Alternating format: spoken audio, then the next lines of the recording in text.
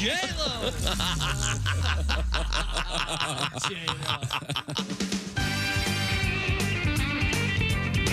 Yes, that music tells us that I'm kind of sleepy, actually. It's the Bob and Tom Show. Yes. Well, you must get used to getting up so early. No, never happened. You should get that printed on a card. Yeah. What time you get up? Well, you're probably used to it. No, never do. Christy Lee at the Silac Insurance News Desk. Howdy. Rocking the ascot again. Very nice. There's Pat Godwin. Hey, Chick. There's Josh Arnold. Hi, Chick. He's at the I Hate Steven Singer sidekick chair. I'm Chick McGee. We are in the O'Reilly Auto Parts Studios. And Tom enjoying a delicious... What are you having from Java House this morning? Oh, this is black tea. Black tea. It's delicious. Thank you very much. Anything like Texas tea? Boy, we are on the same wavelength. I was thinking that. Same here. Texas tea. From the Beverly Hillbillies. One of the great shows. First thing you know, old Jed's a millionaire. Oh, no, the next thing you know. Kinfolk said, Jed, move away from there. They said California is the place you ought to be. So they loaded up the truck and they moved to Beverly Hills, that is. That color on you is spectacular. You should wear that more often.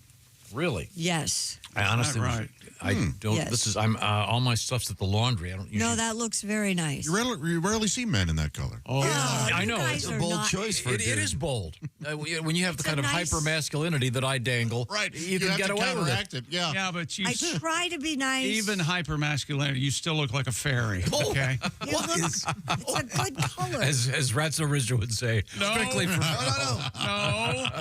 No. Ratso Rizzo. I know that's a Midnight Cowboy reference. Thank you. Did you just see that again? You brought that up twice today. No, it's just That's one a of great the. movie. That's one of those movies. Certain lines stick in my head. Ah, gotcha. Tom did the. I'm walking here. Tom did the famous walking around the studio here before we went on the air. Yeah. He's making helpful hints to people. He was Making fun of my bitching at Pat about how many things he has in a drawer over here. So Pat has this little teeny drawer. It's about a 1/4 inch thick, and he's delicately arranging his cough drops. Anyone want a cough drop? This thing is this. It wouldn't hold a deck of cards. And how many drawers do you have? But you have manly drawers, is what your point was. Yeah. Oh, I've got like 12. I've got shelves, drawers. What do you need? I got it over here. He does. He is very useful. All I need is Gaviscon and my eye drops, and I'm set. I've got eye drops. I've got stuff for your belly. I've got all kinds of He has stuff. floss sticks. He has... I've got floss sticks, Q-tips. You got a- Q-tips, sneeze stuff. Phillips over there? No, I have three different kinds of scissors. Three different kinds of L wrench. You have an L wrench? Yeah, I got pretty much everything. These are my heavy-duty scissors for cutting into Plastic? When you get plastic stuff you can't open. We used to have some of those. You got a 1/4 inch over there? 1/4 inch socket? No, I've got that. You in can't my lose the garage. 1/4 inch. You got to have a 1/4 inch socket. I've got backup reading glasses for Pat Godwin. You have a spill-proof level area over there? You have a sippy cup? Very funny. Every time. I made a spill on my birthday. Still, to this day, every time I go to the hardware store, I get a package of drill driver bits. I don't know why, but I always do. Just like buying them? Just like buying them. I bet I have 100. Wow. I'll Drill driver. bet I have 6 sets of Allen wrenches going from the teeny tiniest to the largest. Well, that's the way they are packaged, yes. But I mean, it's one of those things you end up having more than you need. Oh, you save them when you put together a... No, I just when they come with the... Yeah. You buy the whole thing? You get the whole cheesy set? little wrenches, and you got to put a bed together. Yeah. Have we done anything about Alan, by the way? And he seemed like a troublemaker to come up with screws and then specific wrenches for his screw. Yeah, but that's not the worst. Is when you buy something to put together, and they have their own special, special screw, and you've got to have their special thing to. Yep. I take the little thing, the little plastic pouch that those come in, and I staple or tape them somewhere onto the piece of furniture just in case. Well, that's a on good the idea. back, or like having extra great buttons, idea. Like having extra buttons on your shirt. Yes, yeah. I don't know what it is about you telling me that, but I want to punch you. Oh, is that an annoying like? Yeah, because you're organized and an adult, and One day I went. Yeah. I'm just going to do this. Instead of throwing them in a drawer, They always like give the you rest of a us. couple extra. My- Yeah. my scale continues to be, I know I'm an adult when I know where my raincoat is if it's raining. Oh, see, I don't have a raincoat. Oh! Yeah. Oh, you don't? You have to have a raincoat. I've got a fishing rain thing, but... Do you have an umbrella? I do, yes. I don't have an umbrella. You don't have a nice male trench coat? I don't. I should get one. Yes, a nice Burberry. Very nice. That sounds too nice I'd for like Arnold. one of those coats that Neo wore in The Matrix. Well, they all wore in The Matrix. Down to the floor. Right. Like shin length. Those are cool. How about a London Is fog? that like a duster? Yes. I think it is called a duster. You're right. Yeah. So every day I'll come into the studio and I'll whip around and my coat would It has flow. to be a black dress. What was the Western that had all the brothers in it? The Long Riders. Yes, the Long Riders. Weren't they? Yeah. The Keaches and the James and Stacy Keach. Carradines and the Quades. The Osmonds were in it. There was casting Well, choice. you Marilyn needed music. Donnie, yeah. And then the Olsons. Yeah, that was weird. Oh, They they were ran Miss Kitties? Really? No, they ran the whorehouse. Yeah, right. You know, something I'd watch now. I'll take the thin Well, one. once they hit 17 or what's the? Oh, they've got to be, 28 now or something? No, but I Oh, mean, they're way older Married than that. now. Oh, yeah, no, I know Well, what you mean. But that one Olsen is their sister yes. from the Marvel movies. Yeah, She Elizabeth plays- Olsen. Yeah, she plays a witch or something. Yeah. I see. Well, now we have fascinating things happening in the world. I'm very excited about lots of stuff. He's today. excited. He's discombobulated. No, I'm combobulated. You are. If that's possible. We've got a number of letters from the Idaho letters keep coming. I'm not sure why, but Are they our state of the week? But you know something? I think they are. Okay. What a great state. Idaho, the Yeah, state wonderful of the week. state. Crisp air, clean. One of my favorite places, Boise. You don't have to pump your own gas. If anybody wants to give me, I think Oh, you that's do. Oregon. That's Oregon. Oh, right. Darn.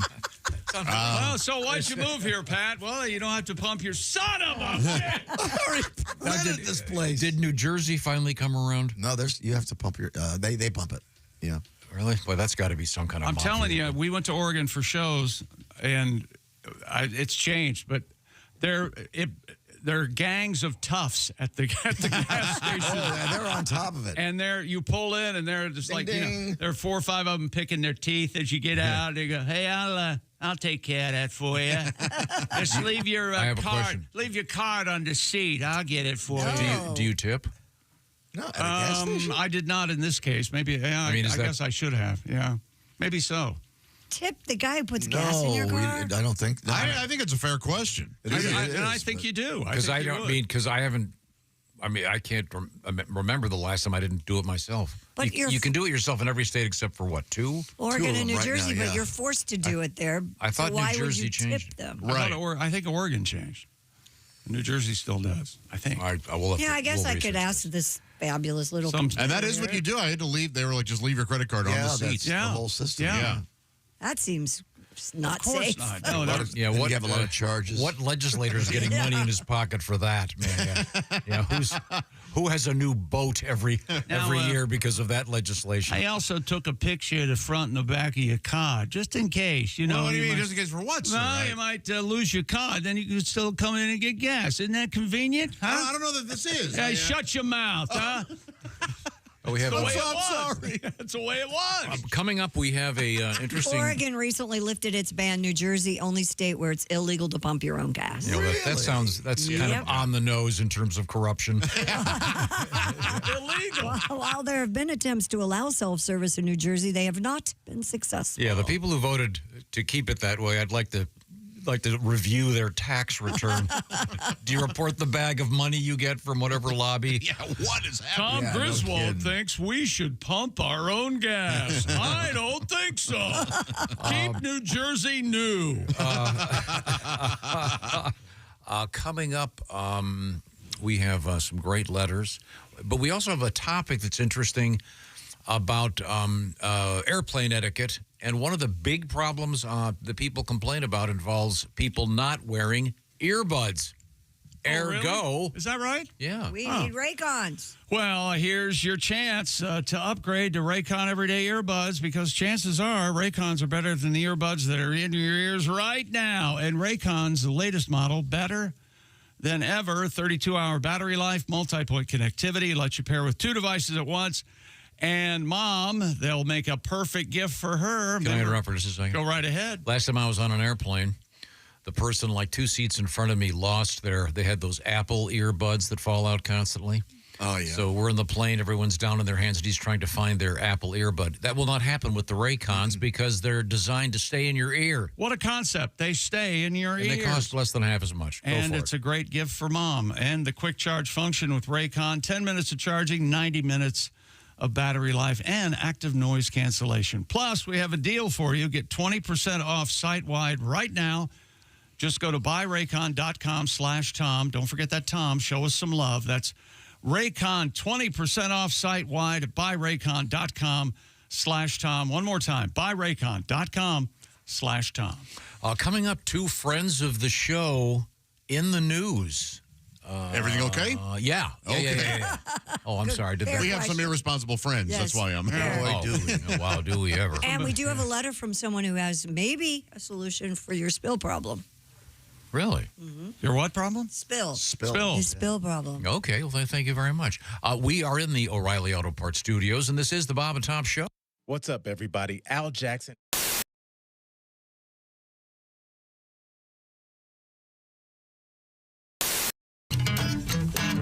Fish and worms, fish and worms. Everybody's wishing they had fish and worms.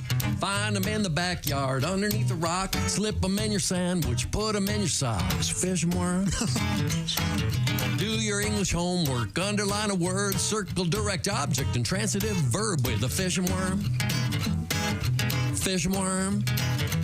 Well, my big sister, she don't care for my fish and worm. Big ones, little ones, they give her the creeps, whatever.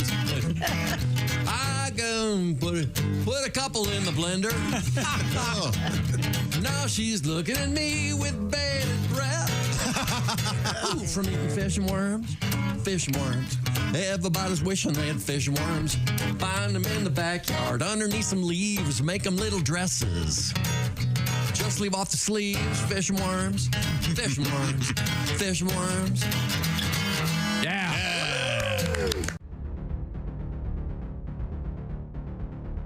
Greatness isn't given.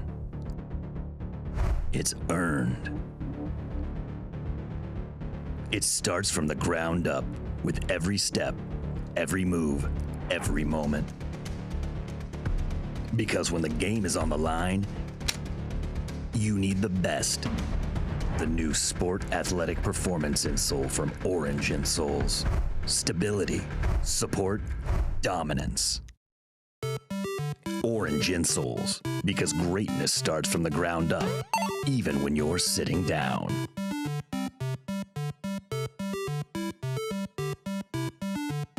My parents are fighting. Oh. Uh-oh. I'm sorry to hear that. They're fighting over the dryer. My mom says we need a new dryer, and my dad says we don't. And the fights are getting mean. I think they're going to start taking out those political attack ads against each other. Oh, cool. Oh, yeah. Colleen Warren wants a new dryer. We don't need a new dryer. Colleen Warren wants to waste our money. Money that could be spent on a new security system for this home. Colleen Warren wants terrorists to invade our home. This ad was paid for by me because I'm the one with the damn job in this house. Jerry Warren says the dryer isn't broken. Just like he said the air conditioner wasn't broken, the car wasn't broken, and our son Greg's arm wasn't broken. Haven't we had enough of Jerry Warren? This ad was paid for by Jerry Warren, and he doesn't even know it. Oh, wait a second. I'll get that. Hello, Bob and Tom Show. Bob and Tom, it's Kenny Tarmac. Kenny. Hey, Shooter, I'd love to say we just landed, but I'm still driving. I know. Like I said yesterday, with all these spring breakers clogging up the airlines, I rented a car, making the most of my wizard number, but it's fair to say I've had my fill of Zone 4 people. I know. I just crossed over into IL from IN, and for once I didn't have to do a touch-and-go at ORD first. Oh, nice. I'm at a truck stop, and like most road dogs, I had to re-up on my supply of sugar-free Celsius and veggie straws, and I'd be giving anything to be in the Sky Club about right now, but unfortunately, my rental car has a nail in the tire. Yeah, I got to find a place to get my tire fixed. Yeah. I'll take a bird strike any day over this, but this is really going to set me back. Mama Tom, hang on a sec. Let me ask this trucker if he knows a place to get my flat fixed around here. Okay. Excuse me, sir. I found myself in a predicament. My right front is low. Picked up a nail. Would you happen to know a reputable tire place around these parts? Oh, you've definitely got yourself a flat there. That's going to turn into a roll down occasion. Probably won't attend to it. That's why I roll on Goodyear tires. I don't use those commie brands. I wouldn't put those on a moped, but if you can make it up to Pete's Tire Center, you're only 2 miles away. I think it sounds good. Yeah, I'll try to find Pete's. What you want to do is take a left out of here. You're going to go maybe a mile and a half on the south side of the road. You're going to see a sign for Joe Gin Spa. Now, if you can't make it all the way to Pete's, be sure to stop in there. Hey, Todd, I've got to take this. I got to call on my burner. They may not fix your flat at Joe Gin's, but you're going to feel like they did. Here, I've got a gift card that's got $40 left on it. I haven't been in almost a year on account of my cholesterol being what it is. When you get there, ask for Lou. Tell her you'll pass on the table shine, but you still wanted to take a look at your undercarriage.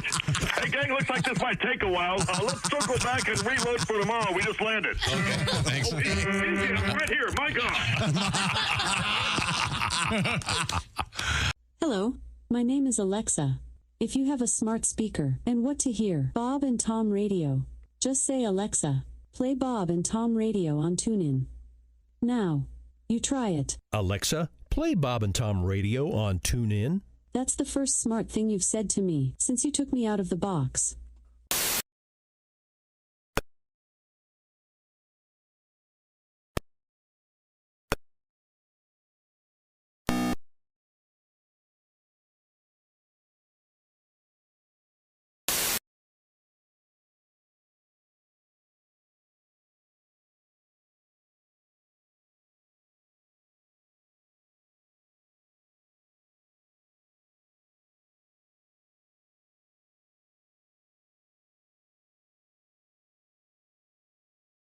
Back to the Bob and Tom Show. Coming up later this morning, we'll talk with Al Jackson and also NFL MVP, former Super Bowl winning quarterback Joe Theismann, because tonight, that's right, it's the NFL draft. We'll take a look at the draft. And that tune sounds so similar to my hard-boiled egg maker when it's done. No kidding? Yeah. You start to salivate a little bit?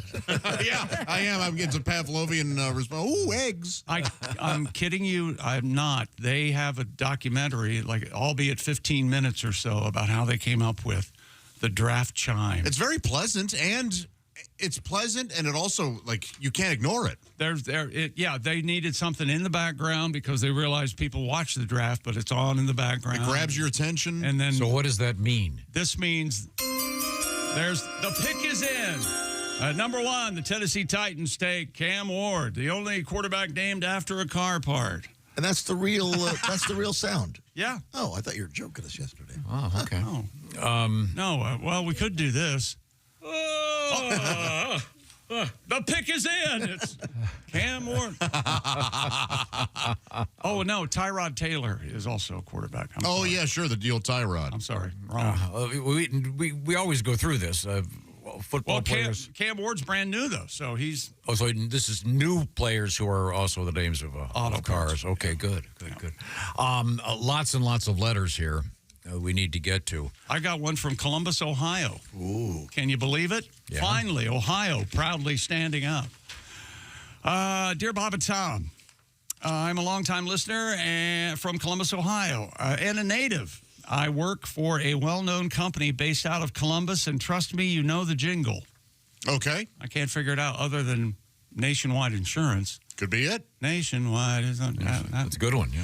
Our homepage just posted an article about a brand new commercial we're rolling out featuring Saquon Barkley. Quan Barkley. As a devout listener, if this commercial topic comes up in meetings, I follow through with the required response. Sure. However, if this leads to my firing, please let me know how I can submit a resume to your show. Okay, thank you. That's from Katie in Columbus. Okay, now we switch states. We go to Idaho. And we've been receiving, for some reason, lots and lots of Idaho letters. Idaho's hot. Yeah, which is great. And there is a place in Idaho known as Athol. Yep. Athol. There is no high school located in Athol. Oh. Elementary school only. The population of Athol, according to Randy, is approximately 800. Sounds lovely.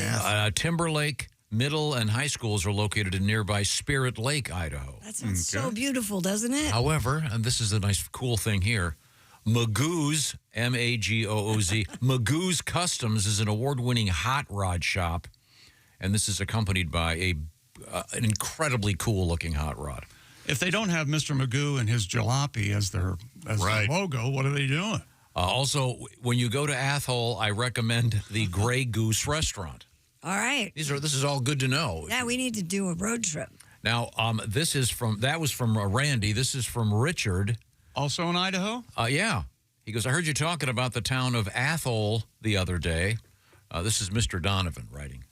He says, I live close to a tiny town in Wisconsin. Uh-oh. Oh, boy. Uh-oh. Sorry. Go ahead. Who's got the giggles? I really should proofread these. Yeah. Called Atholstain. No way. A-T-H-O-L-E Stain? S-T-A-N-E. Wow. So I asked you to wear your pajama bottoms to bed, honey. Oh, Now look at the bed. Will you look at the sheet? There's an I can't Athol sleep on stain. that. Here's every city council meeting. All right, we know you want to change the name. Right. Let's just table it till next meeting. All right, okay. Who says butthole stain? Can we at least go with Skid Mark, Wisconsin? Thank you very much. Christy, do you have a letter? I see you looking I at me. do. This is actually for you, but he handed it to me to read. This is from Name Withheld for My Safety. Oh, I know him. I so enjoyed yesterday's show when you spilled your drink all over your lap, Tom. Well, thank you. You're almost as bad as knocking over drinks as my wife. The kids keep plastic wine glasses around now so she doesn't break any of the good glasses. You know, I don't think your wife has your wife doesn't have a spilling problem. Absolutely. Something for you to look for. Last year for Christmas, our son gave us a pair of cups made by toadfish. They're awesome. You can't knock them over. You have to pick them straight up or the cup will not move. What? They eliminate one way of getting your pants wet, he Interesting. says. My wife still has a problem with missing her mouth, though, when she drinks. Well, I bet she misses PTA meetings. I bet she's missed work a couple times. Maybe she should stop missing those AA meetings. No, I at least spilled a non-liquor infused drink. I looked these cups up. They are pretty cool. I mean, they you can't knock them over. Interesting. Yeah. Okay. I've got a nice letter from Jamie in Salem, Ohio. Dear Bob and Tom Show. Is she crying? Jamie's crying. Wah, wah. God, I hate that. I wanted to make a big shout out to Steven Singer, writes Jamie. I ordered the 24 karat gold rose. Yeah. The Blue Moon Rose for my mom for Mother's Day. It came promptly. It's gorgeous. Thank you for the recommendation. Well, Jamie, how nice of you to say Came that. promptly. Yes. Oh, promptly. I thought he said probably. He was just guessing. Yeah, because I certainly would read that. Right. Hey, buy one of these. Odds are you'll get it. Dear Bob and Tom, ready? I'm sorry, Stephen. My dad and his friends would go bear hunting in northern Minnesota. Wow. This is Pat from Rochester, New York. Or Rochester, Minnesota. I'm not sure. My dad made his first bear into a rug and hung it above the couch for years. His friend made a rug out of the largest black bear they'd ever seen. It weighed 440 pounds, 17 inches between the ears and the paws, a foot across. That's terrifying. They put it on an 8-foot wall, and they had to attach one front paw to the ceiling, and the other was laying on the floor. Whoa. Yes, that's right, a 10-foot reach. Wow. When were we? You were.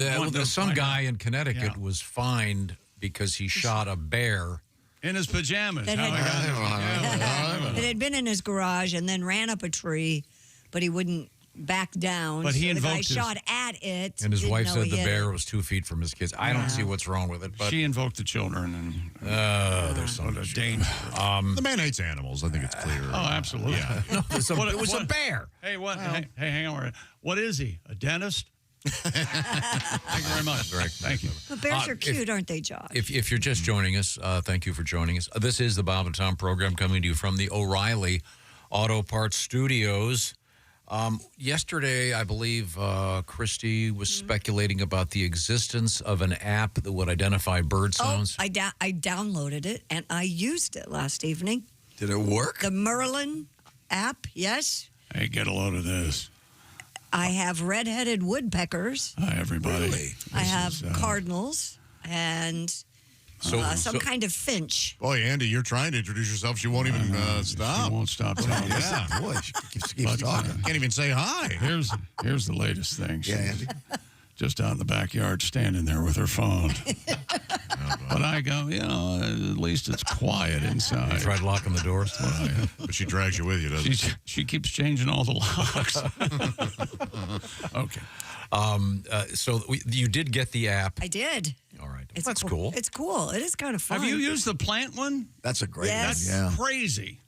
Mine doesn't work. No. You take a picture of a leaf and I put boom. it next to it, and I let the phone hear the sound of the plant, and it does not tell me what it is. Interesting. Yeah. It's infuriating. I see. I'm not aware of the plant one. What is this? Oh, You just take a picture of the leaf and it spits out. you what take a plant. picture? Yeah, you take a picture of it. It tells you what you tells need you how to to do water to it, save how to, it. yeah. Not based on sound. Sativa is the answer. Well, with respect to the sound of birds, I'd like to feature the following. And now, another episode of Bird Watching with the Cavoyans. Titmouse. Talk. On the next Bird Watching with the Cavoyans. Swallow. Talk. Remember what we always say, bird watching is a flocking good time. There you go. I didn't bring it up, but my initial sound recording said it was a titmouse. But I looked up titmouses. Mice? Titmouse. They're not native to our part of the world. Maybe they're on their way through. Maybe. I don't have know. no idea. I know that in the neighborhood you live in, there are a lot of fake titmouses. Yeah, probably. Yeah, that's probably what it was. Enhance. Yeah, so Oh, yeah. a lot of nice, Yes. nice yoga pants and Ozempic chewing titmouses. Is the what is the plural of titmouse? That's a good question. I don't- Titmies. Titmouses. Well, because the plural of this thing, the gizmo that attaches to your computer, the plural of that is mouses. Right. Are you sure? I thought it was just mouse. You have many mouse. Oh, no, it's like deer. I think so. Oh, I think that might be it. Look at that flock of titmouse. I think that's what titmouse is. Maybe. You're not going to go titmice. No. They're a very cute bird. I'd like to and see one. it is a flock. It could be a set or a Twins. A jiggle. Yeah. I think it's a jiggle of titmouses. A bouncy. No. Hi, welcome to the 5th grade. We're going to graduate and be 6th graders next year on our show. I hope not. This is the reason I played this. Darren, kind enough to write Bob and Tom, and he writes, "Dear Bob and Tom show, I wonder if the sound Christy is hearing is one of Bob's famous bird calls." Oh, yeah. We'll have to see if we can dig up yes. the classics. Boy, there are some. I just spoke to Bob the other day. He was not bird watching. Oh, he wasn't? He's doing just fine. Good. Let's see. We can't read that one. We were talking about liquor names because it was Shirley Temple's birthday or something. Right. We were asking about drinks like the Arnold Palmer or the Shirley Temple. What was the other one? Oh, the Tom Collins, the Rob Roy, the Harvey Wallbanger, and there was some argument as to whether or not that was an actual individual. Well, Dennis writes, and he says, a little-known fact, Harvey Wallbanger was a real person. Huh. He invented, this is Harvey Wallbanger. Yeah. Yes. He invented the glory hole. You know what? Very good, At Dennis. first, I was thinking, don't read this. Yes. That is a solid joke. I thought you were going to Very go. good. Who's that from? Dennis. I thought thank you you, were gonna Dennis. go right straight at it. He invented up against the wall sex. Yeah. Oh, that's good. Oh, here we The go. Roadhouse. Noah, kind enough to write Dear Bob and Tom Show. How's the arc coming, by the way? When talking about drinks named after people, I'm surprised nobody mentioned the Bill Cosby. Ooh. Well, for good reason. Ooh. Any drink plus Quaaludes. Thank you. Thank you, Noah. Hey, this is from Alan. Now, you guys be the judge here. I'm just offering evidence. Okay. I came to my own conclusion. See what you do. While driving to work today, a Canada goose was crossing the road, and I had to stop and wait. Yes. All I could picture was Christy on my left shoulder, dressed as an angel, telling me it was good to stop and be patient. On my other shoulder was Chick as the devil saying, don't stop, you know the agreement with the geese. All the while, Josh is in my back seat laughing at how entitled the goose is. I think he listens to the show too much. That's Alan from Ohio, actually. I laugh every time. And Me too. between where we are broadcasting from right now and our other studio, There are 1,000 geese. there is a spot. Yep. You take that right turn, and they're always right there. Because they have that lake in front of the apartment. But That's exactly right. We need a signal because I was there the other day. Goose crossing. And I'm behind the guy. There's a car in front of me. The geese are crossing. But the guy behind me can't see it, and he's losing his mind. Oh, yeah. Beeping. We need to have some kind of thing going, hey, this is why I'm stopping. Yeah. This is why the idea of having license plates that are also your cell phone number. Have a reader board or something. I love on that it. idea. You could call up, hey, the guy behind you is beeping. Oh, can you give him the signal that that'd be really handy. Or there should be more than one horn choice. Oh, I've always said that, yeah. The delightful beep. An audio clearing of the throat. Yeah, maybe. For instance. This is the shortest left turn signal in Western civilization. Could you stop reading your text and turn? Get off your phone and go. 2 cars get through. Yes, I know what you're talking. Okay, there we go. If you'd like to write us, it's pretty simple. Bob and Tom at bobandtom.com. We love hearing from you, whatever state you're in, be it Ohio, Wisconsin, Idaho, Michigan. This is from April in Wisconsin. Hi, April. It's April everywhere, isn't it? April in Wisconsin. Well, but it's not like Wisconsin. You know something? Oh. You're correct. You're correct. Save all my wrenches and bolts. Put them in a little bag. Yeah. On the couch That really in case I rubbed me lose the some. wrong way. Apparently. Yes. Anyone need a bolt? I tape it to the bottom of the table or Never whatever get- I'm working on. Have your drawers full of willy-nilly tools. And, Now, this is actually going to lead to a song from Pat. So, you got to work. so skip it. Oh, when I was a kid, we were dyeing Easter eggs at my grandparents'. For some reason, my uncle thought it would be funny to put an egg into a paper towel tube. It got stuck. all right. We couldn't get it out. My uncle picked it up and blew as hard as he could in one end. The hard-boiled egg flew out at the speed of sound, hit me in the forehead, and I had a huge bump on my forehead. Everybody thought it was very, very funny. I don't believe a word of that story. Well, the uncle is involved.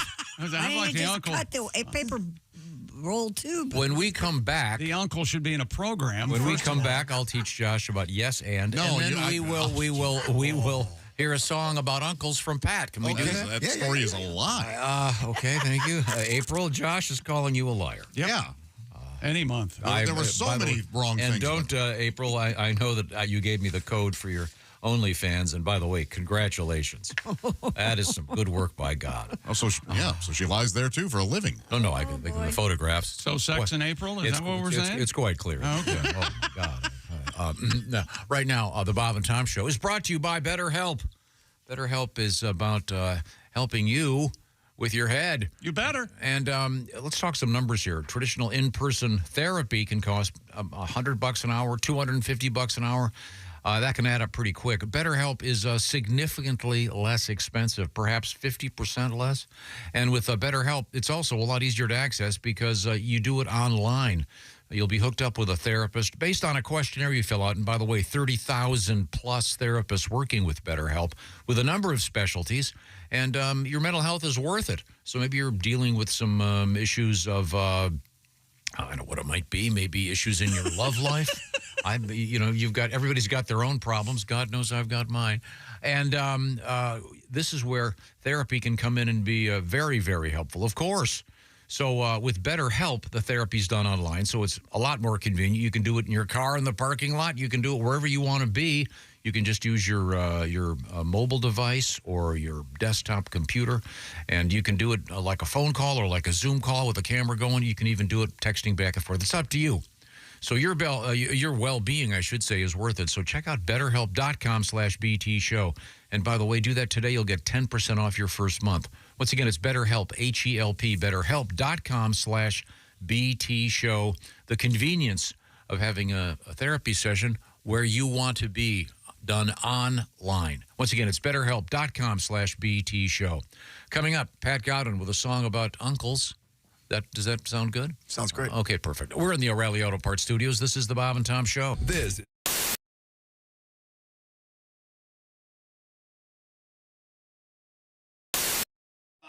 Chick McGee.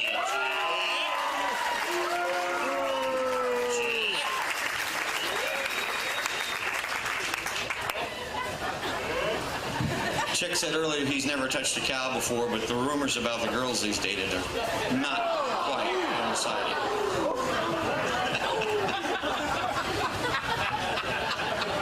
And ladies and gentlemen, a warm round of applause for Belle and her people.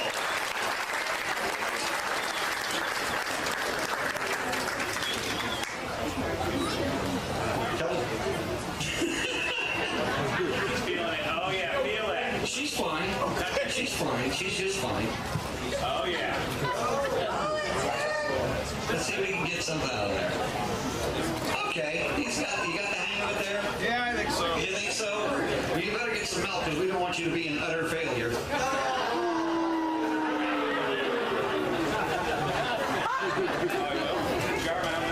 All right, you ready? On your mark. Get set. And go.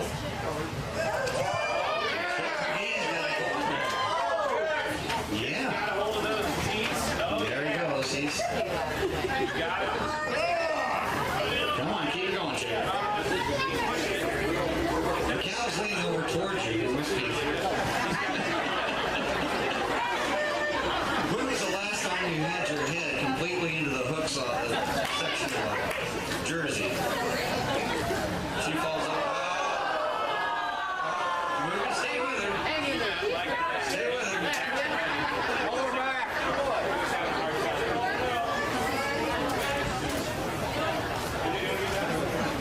Well, he's a nice guy. Don't make him chase you.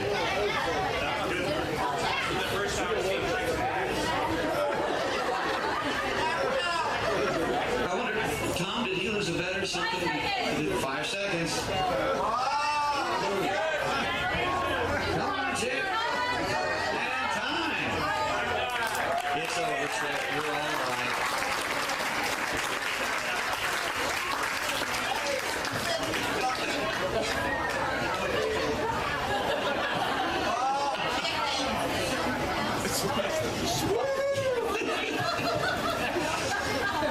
The official measure. Now we're up against a quarter already. Smiley's ahead. Oh, wait a second. Yes, you did. Well, we have a set. Ladies and gentlemen, a big round of applause for Mr. Chick McGee. What a trooper, Chick. And you know the Bob and Tom are not going to let you live this. Neither is Christy.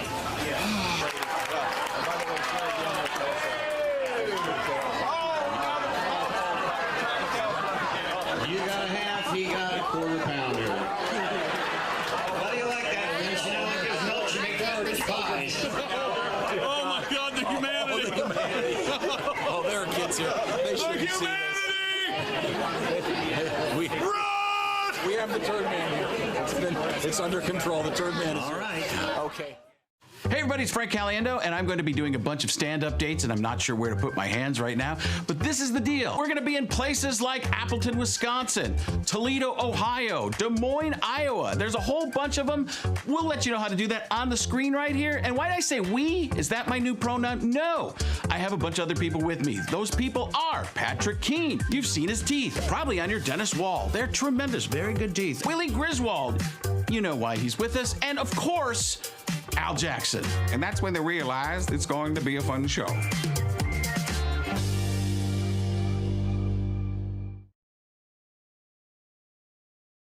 I've tried losing the weight. I just can't. Just failing here.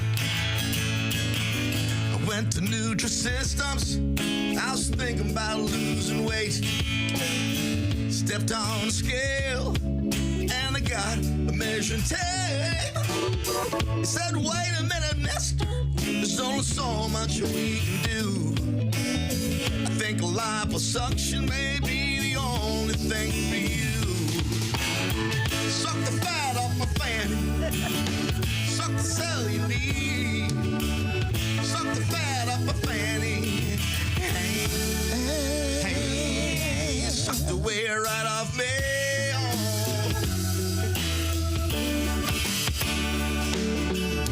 I tried Ozempic, but I don't like getting shots. Friends said to eat raw food, but I like my barbecue hard. Wait a minute, no Chesters, like my chicken fried.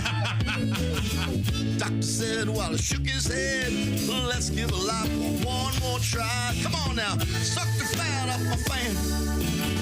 Suck it out of my cheeks. Suck the fat off my fan. Hey, suck the wear right off me.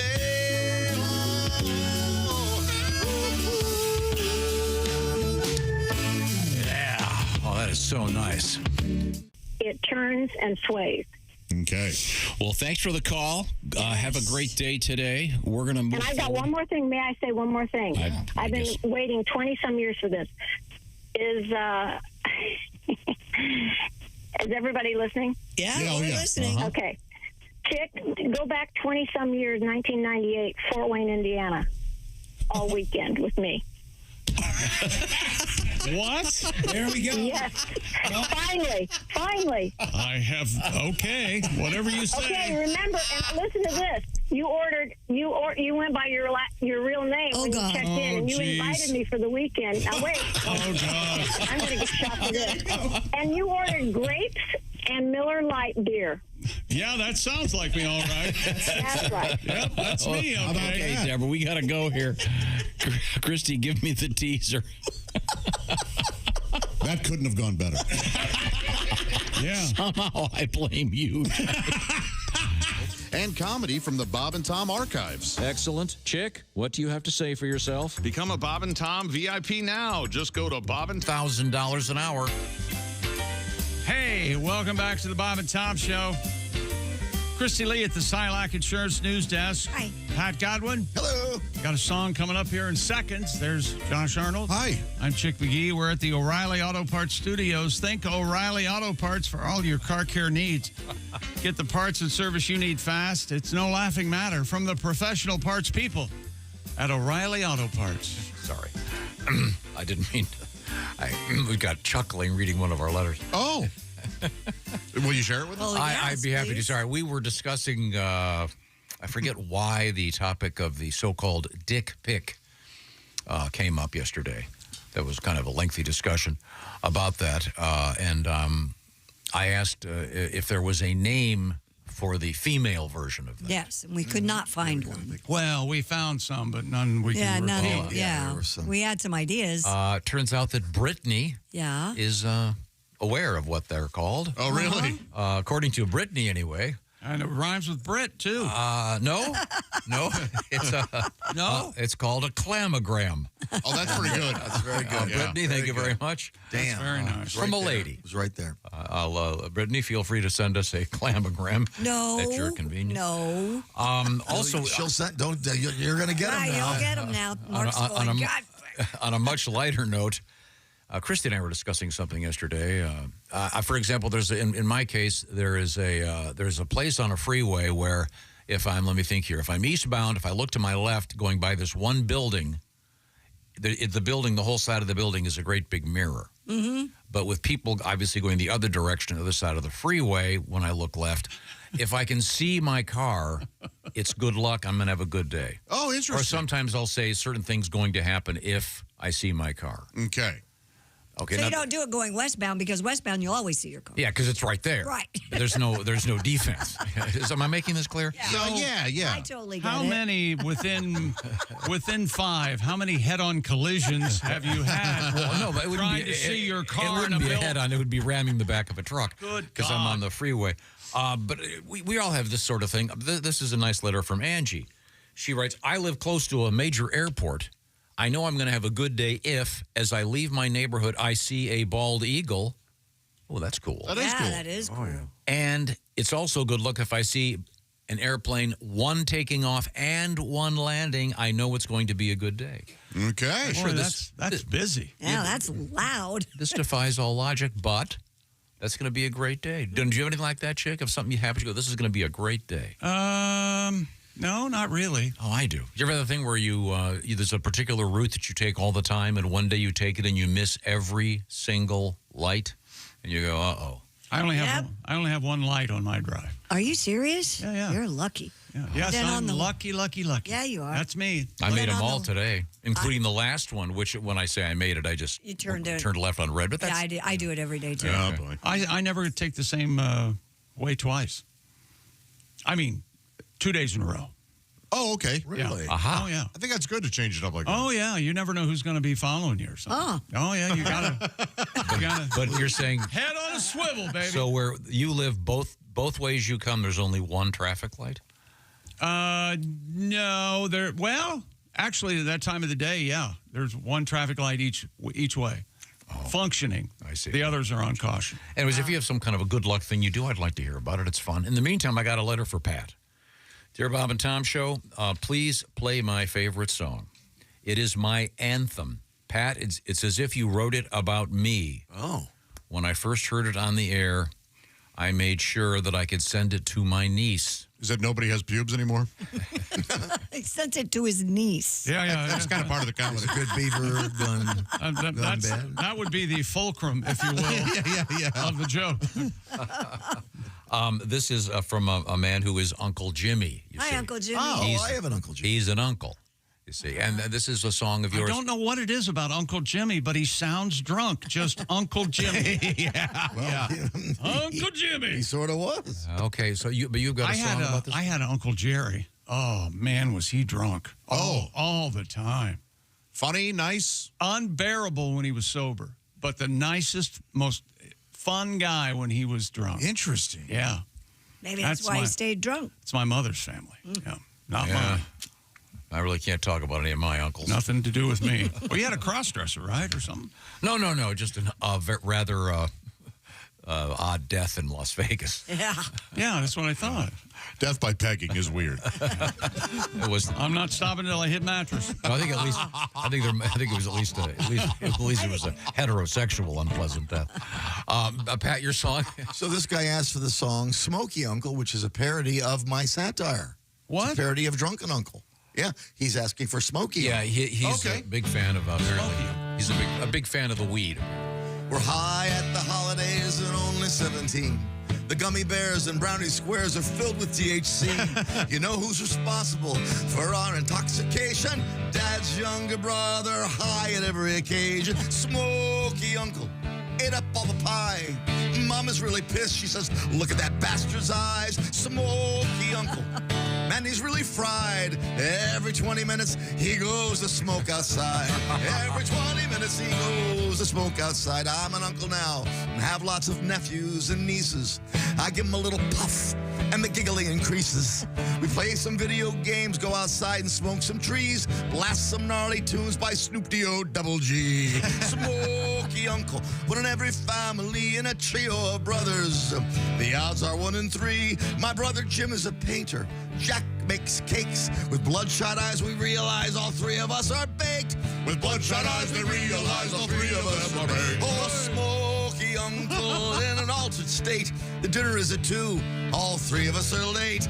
Smoky Uncle with a skunky-like aroma. Even Grandpa's high on account of his glaucoma. Even Grandpa's high on account of his glaucoma.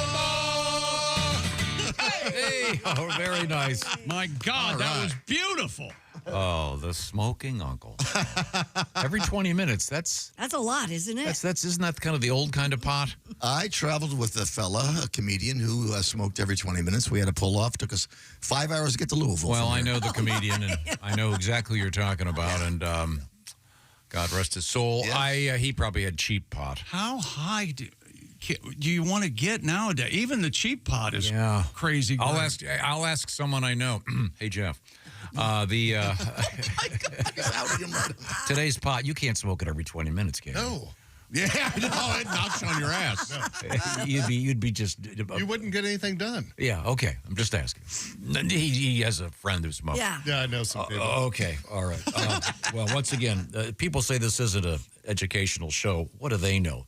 We learned about the clamogram. Yeah. That is perfect. Clamogram. Have you ever gotten a singing telegram? No. One of my brothers 2 days ago on my birthday sent me one of those dancing video things. Oh, jib jab? Yeah, kind of. Yeah. Electronic birthday card. Do you remember the singing telegram that arrived here one morning for one of the cast members? Not me. I don't. Did it infuriate? It infuriated the cast member because it turned out it was his ex-wife delivering the message. The singing telegram. He got so angry. Oh, boy. But he was pretty dramatic anyway. But I don't remember that either. You need to tell us off. Is it a nasty song? No, he just hated his ex-wife. Yeah. Which I can't argue with. I mean, Bob's brother, Peter, I bet so. used to do singing telegrams in Los Angeles. It was probably a great side gig for an entertainer. And he's so good at that. He's actually in a movie doing it. Oh gosh, I'm forgetting which one it was.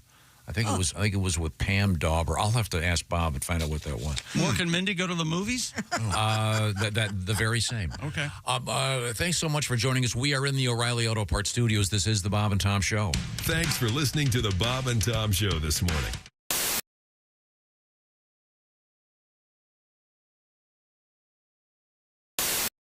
Hey, it's Josh Arnold.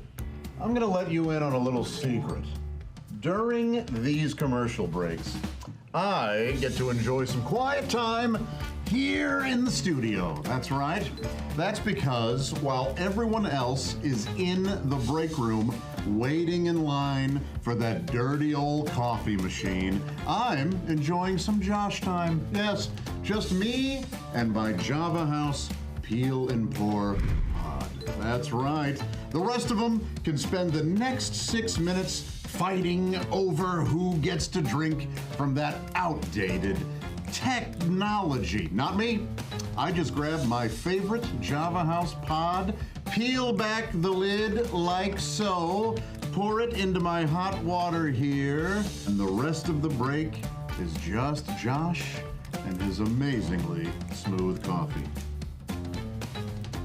Barista quality. That's it. No muss, no fuss, no brewer required. Smooth as can be. Hey, Josh. Sorry I'm late. I was standing behind all those guys at the coffee machine. They're blocking my way. Yeah, go figure, huh? Isn't it time you broke up with your brewer? Get started at javahouse.com and use promo code Bob and Tom to get 25% off your order. Java House, the official coffee and refreshments of the Bob and Tom Show. Oh, boy.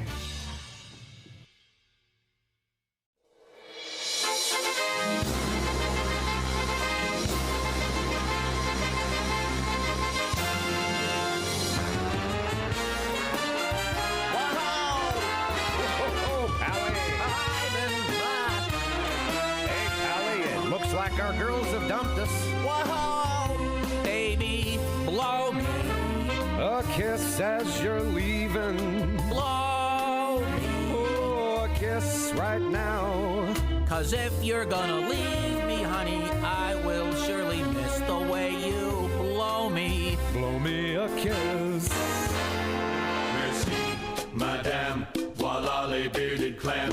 Your biscuit, your beavage, I see your cooter cleavage. Your monkey, your muffin, you ain't hiding nothing. Your Gucci, your flapper, you're showing off your snapper. Your camel toe, it looks alright, so baby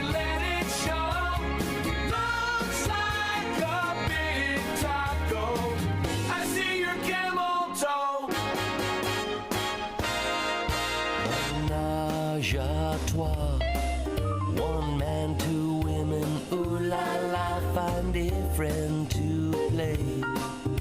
Surround my face with tea and day. You say you're straight, but you're not bi. How will you know until you try? The thought of nookie makes you sick. Just hold your nose and take a lick. I wanna be Bob. What more can I say? I would smoke and drink and play golf every day. I'd have a lady for a caddy. She could hold my balls while I play. I wanna be Bob. We wanna be Bob. Aging Richard Smoker. Aging Richard Smoker. His name is Richard, but they call him Big Dick. I'm looking for a big dick smoker.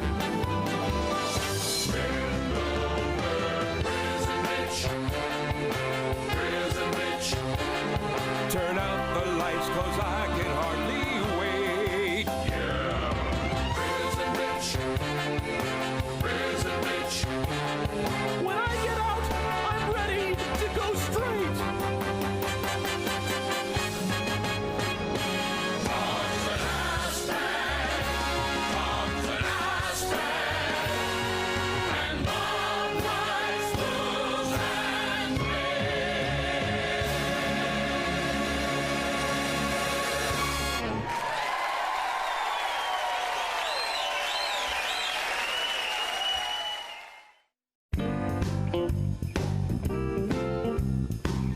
People, here's what people don't Sure, understand go about on. the Bob and Tom Show.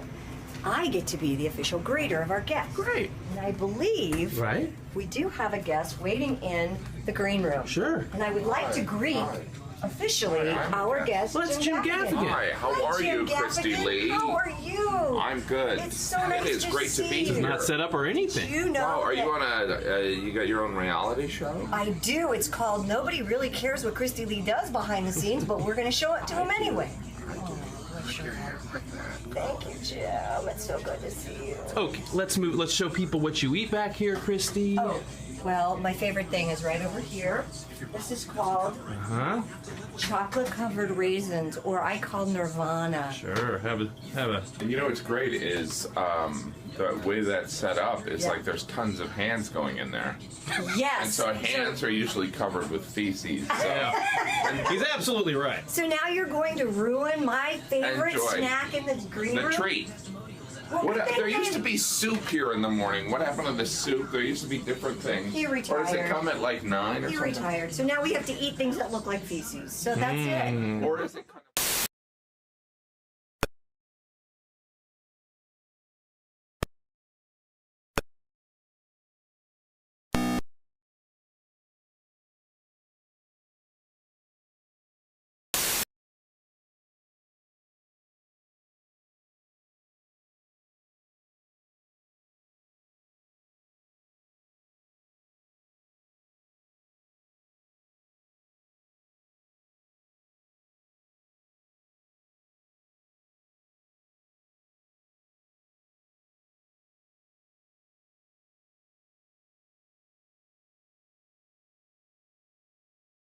and Chick McGee. You guys rock. Starting at 9 right here. Hey, welcome back to the Bob and Tom Show. We're in the O'Reilly Auto Parts studio. There's Pat Godwin. Hey, Chick. There's Josh Arnold, the I Hate Steven Singer sidekick chair. Hi there. There's Christy Lee. She's at the Silac Insurance News Desk. Clamogram. And this is a... Never sent a clamogram. Is this a samba? Is this a mambo? This makes me want to move, though. It's great. Yeah, it is nice. It is great. Not bad. Huh? Summary. I'm Chick McGee. Hello, Tom. How are you, buddy? Good. I've got some sporting-related news here. Kind of. All right. 2 things, actually. Does it have to do with the draft? One of them does. Yeah, I did a little homework about that. Okay. And the NFL draft chime was created in 2005 by a guy named Bob Christensen. That's right. I saw I watched the documentary. I'm a sad, sad man. ESPN wanted, this is from the New York Times, a subtle but attention-grabbing sound to alert viewers during the faster-paced later rounds of the draft. So that's what that is. That means the pick is in. The pick is in. It sounds a little Harry Pottery. Yeah. When you watch those movies. Similar. The owl is here. You're going to Hogwarts. It's also apparently it's also used for the NBA for the WNBA draft. All right. According to really, this, yeah. I thought it was just the NFL. It's been consistently used since 2009. So nobody would know that though because nobody watches that. Watches the WNBA Did draft? you say 2009 the NFL? Yeah, that's what you meant. Yeah, in the NFL, yeah. I watched the WNBA draft a little bit. Much more interested. It was my little girls want to watch. Yeah, of course. Are you going to watch tonight? No, God no. Actually, it was. Remember yesterday when he said, I like the National Football League, but I don't want to work there. Yeah, I mean that's the thing. I'm a casual fan. I've got season tickets. I go to games, but I don't need to. I guess it is kind of like. I mean, you listen to some of these guys on sports radio, and they can tell you who the third string center is on any given. It's amazing. Well, they've got good producers. No, it's their hobby.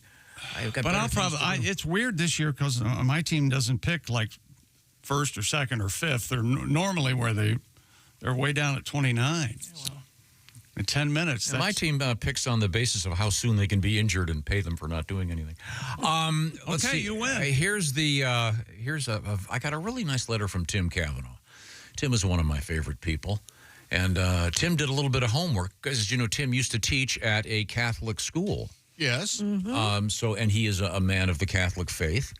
And he's been following the sad news recently of the death of the Pope. But he found out this. This is actually fascinating. And we have a story coming up about this. You can actually bet on who will be the next pope. Correct. I'm not kidding. This is a real thing. They have posted odds, et cetera, et cetera. All right. Because the conclave begins in a couple of weeks, right? They get locked in the Sistine Chapel. It's an ancient tradition. Mm-hmm. In any event, according to this news account, had the Pope lived for another 20 hours and 29 minutes, he would have been able to celebrate the Pistons' win over the Knicks on Monday night. Now, the significance of this, yeah, I can see. Is he a Pistons fan? I had no idea. Well, it came from Tim Cavanaugh. So I think it's a setup. Oh. Well, no, but there's more to it. But, yeah, well, I think we probably should play Tim's great song in honor of the Pistons because this is that was their first playoff win in quite a long time. Mm-hmm. In fact, it was their first playoff win since he became the Pope. Yeah, Oh, it's been a while. okay. Wow. The Pistons had never won a playoff game during the Papacy? pontificate. Is it the papacy? What is it? Isn't it the papacy? Their pontificate, one of those Whatever. things. In any event, he never saw the. I don't know if he was a Pistons fan, but we might as well play this great song. The Detroit Pistons, former champs of basketball. I have so many souvenirs, it's hard to list them all.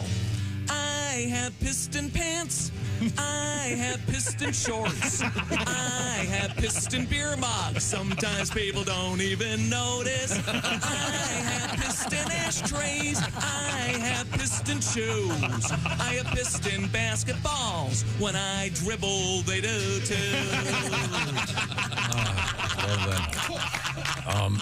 Prior to Pope Francis, the Detroit Pistons had won 189 playoff games. Whoa. During his papacy, they never won a game. What was he? How long was that? 8 years?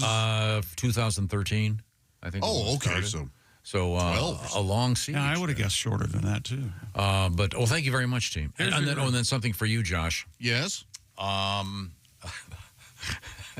A lot of Cardinals heading to the Vatican after a sluggish 10-15 start.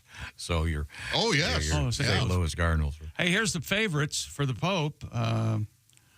Pietro Parolin, Parolin. He's a favorite at plus 150. Means if you bet 100, you'd win $150.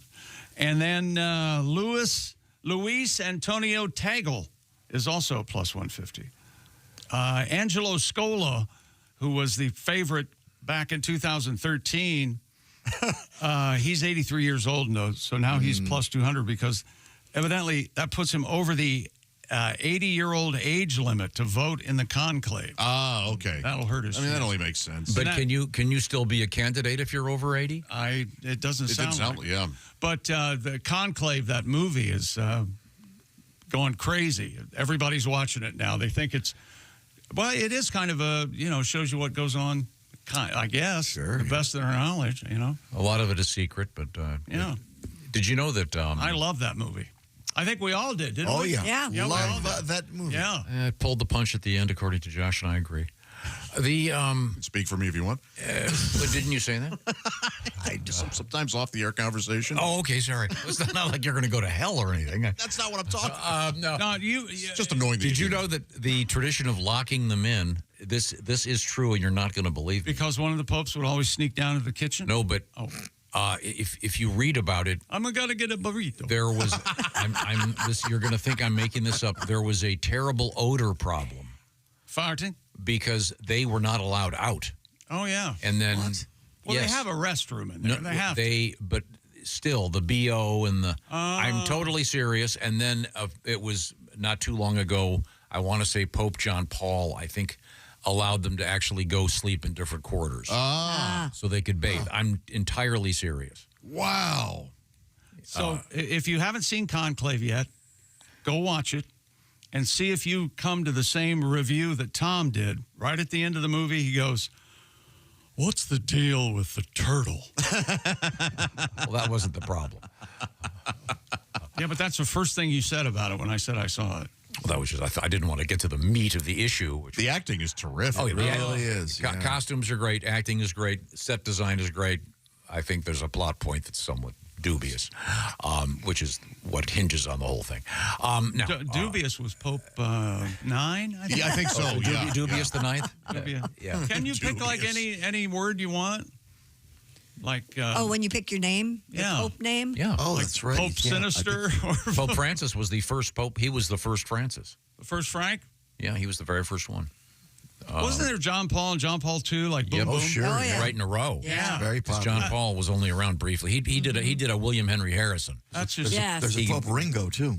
that's just John Paul, George, and Get it? Ringo. There's not a Pope George yet. Maybe this one will pick Pope George. Yeah. Papa George. But yeah, I think you could pick any. I think typically they pick the name of a saint. I don't think you're going to have the first Pope McGee. Now, Josh, isn't there a Pope that really loves pizza? Papa John. Yeah. Yeah. That didn't really rescue him from the previous I like John Paul, George, and Ringo attempt. I'll have a Pope John pizza every now and then. Oh, that garlic butter, you can't go wrong. They've got a thin crust. It's crazy great. Yeah, they do. Anyway, you can actually bet on, as Chick just said, you can bet on who's going to be the next Pope. Is there a particular site, or are they all doing it? I'm pretty sure they're all doing Yeah. It's just a way to throw away money. Yeah. I bet the under on Cardinal Rabinowitz. I think that's a safe bet. Shot. That is a long shot. You know, I Requires saw a conversion and all kinds of. I saw this the other day, a highlight zip by. I'm not watching it, but it's the Spring Football League. You can bet on that. Now, if you're betting on the UFL or whatever the hell it is, you've got a problem, okay? Now, can you bet on the WWE when they did that big thing over the weekend? I don't think so, no. All right. Okay, that pretty much makes sense. Yeah. In any event, who's the favorite again? It's the Italian guy, right? Yeah. Let's say Paolo. Pietro Parolin. Because Francis was the first pope from South America. Oh. He used to be a bouncer at a nightclub, right? I think so. Yeah, that's right. Yeah. He'd kick your ass, Tom. No, That's my turtle. I doubt that. By the way, Really? Now, here's something. You think you could whip the recently deceased Pope? I would. He's Well, a he's man of 88, He's a man of and he peace. Even though I have a bad right arm, I probably could. Did you know this fact, Josh? What's that? Oh. looking right at me. The guy who comes, the guy who comes in second, yes, in the Pope election. You know what he gets? Vice Pope? He gets to be the next Golden Bachelor. Well, who knew? That's not a bad consolation prize. You talk about really a bachelor. Would you take a selfie with the Pope in his current state? Oh, are people doing that? Yes. Oh no, really? Oh. Yes. See, but that's kind of so disrespectful. It's so disrespectful. They're allowing that? We'll come back with this. That's regional. Maybe I'm old school. I don't even want to take a picture in a church. I used to be married into a family that they did that at funerals. Lots of pictures. Ugh. And then you're just in the family and they go over the photo album. Yeah. I mean, they have her pixelated out, but there she is. Really, do it for the gram. No thanks. Right. Speaking of deaths, we got a passing. That's not right. That is. We've got a passing in the National Football League. Oh. We'll have it for you next. Okay. When illegal passing or an interception? No, someone died. Oh, that's not funny. No, it's not funny at all. That's why I kind of presented it like that. A long ball. I misread the whole thing. And here you come. I talk about a Hail Mary. Hang on a second. You misread it. That was an honest mistake. Excuse me. We have to move forward here. Okay, shut me up, will you? No, I'd like you to. No, it's you, dude. Okay. Steven Singer. I'm trying to find. I did have a really nice letter for Steven. Steven Singer Jewelers, of course. Where did it go? It's over here somewhere. We can do this first. I'll remind you that Steven Singer has something very special. It is a limited edition. I'm talking about this. There's the rose right over there. This is a real rose. It's called the Blue Moon Rose, and it is a special for Mother's Day. It's dipped in 24 karat gold, and it's kind of a greenish blue. It's just a gorgeous little guy right over there. There it is. And you can get one in a beautiful box, and it's perfect for Mother's Day. It's a great value, but it is a limited edition. And Stephen, we had him on the phone last week. He said last year's rose sold out well before Mother's Day. So this is one of those things you might want to do today. Comes in a beautiful box with a beautiful card. And think of all those moms in your life. I'm sure they'd love one of these. And by the way, shipping is free. I also would like to add, if the mother in your life happens to be the baby mama also, you might want to take that rose and have dangling from it maybe the At Last bracelet. My personal favorite, Christy's personal favorite, a beautiful diamond bracelet, and a great value, and of course, real diamonds. We're never talking about the fake stuff at Steven Singer Jewelers. Earthborn diamonds. You know, Mother's Day, moms love earrings. Moms love necklaces. Moms love great jewelry. Check out the entire catalog by going to IHateStevenSinger.com. And don't forget the real rose dipped in real 24 karat gold. Just one of the many great things at Steven Singer Jewelers. You find them at IHateStevenSinger.com. And again, these are not going to be restocked. This is it. So you might want to act today and get that Mother's Day thing out of the way for all those moms in your life. From our buddy Steven Singer. Say hi to his dog, Buddy. IHateStevenSinger.com. Coming up, we have more news about apparently about what's going on at the Vatican. We have some really exciting stuff going on in the world today. And an update on buying your dream car, Bill Belichick news, and something stuck where the sun don't shine. And it moves. That's the really weird part of this one. We are in the O'Reilly Auto Parts Studios. This is the Bob and Tom Show.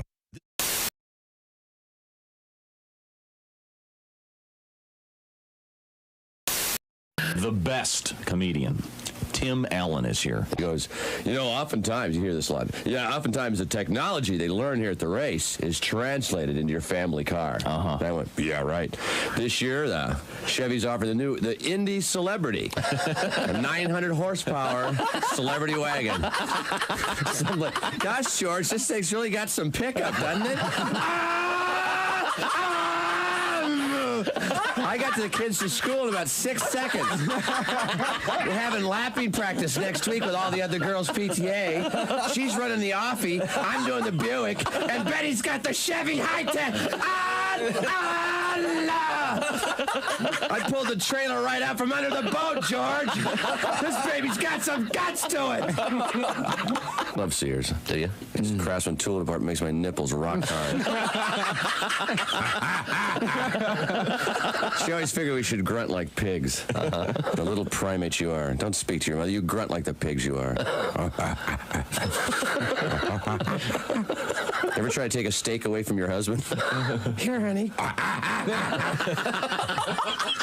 We're trying to grab meat from a man while we're just like dogs. I like going through the house rewiring stuff. That's my favorite thing. Isn't those big tool belts? Yeah.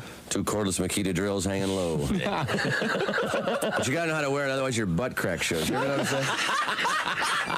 Hey, what is that? A pencil holder over there, Bob? I'm gonna hike that up. I got some spackle. I'll figure out that butt crack. I got some DAP butt crack filler putty back here. I'll just fill that crack right in there, Bob. I got kids eating food in this kitchen. Get out of here. Go to Miner Me a Dovetail out there or something, Bob. I just cruise around my house like Bob Vila, with a bad headache.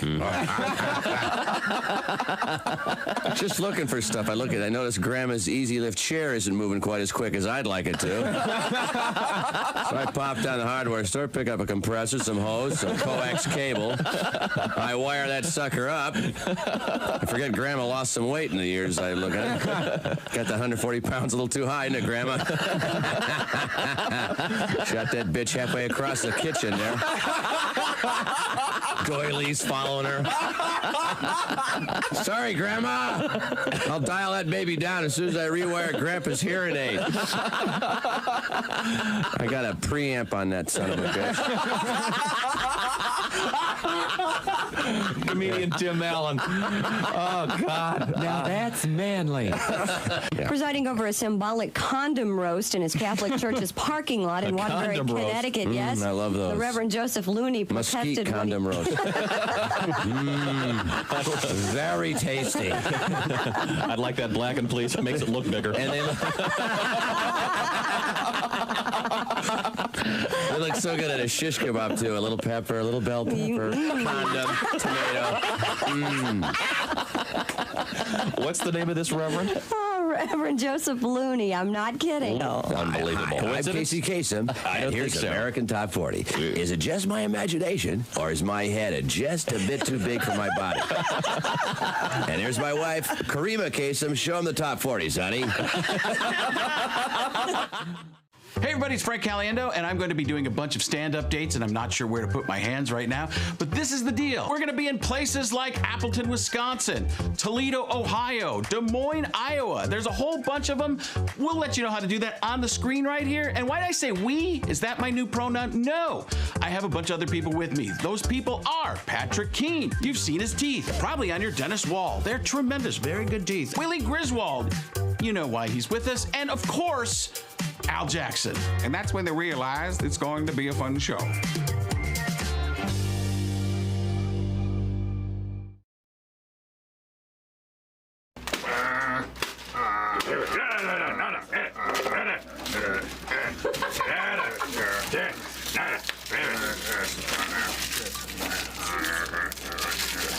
Oh, yeah.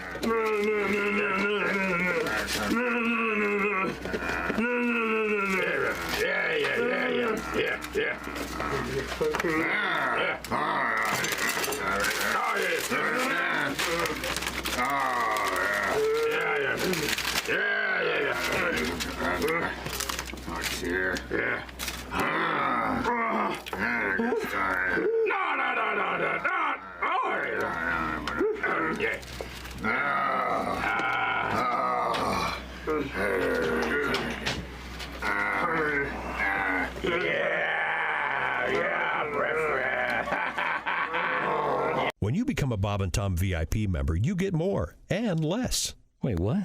Which one is it? More or less? It's both. VIP members get more stuff to hear and less commercials not to hear. So Bob and Tom VIP is a good deal? Yeah, more or less. So how about giving Bob and Tom VIP a try? Get the link at bobandtom.com.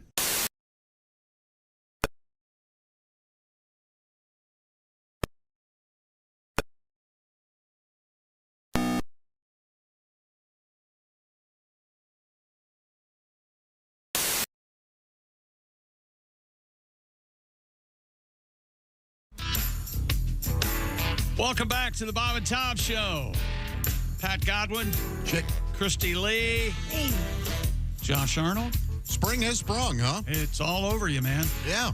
We're in the O'Reilly Auto Parts Studios.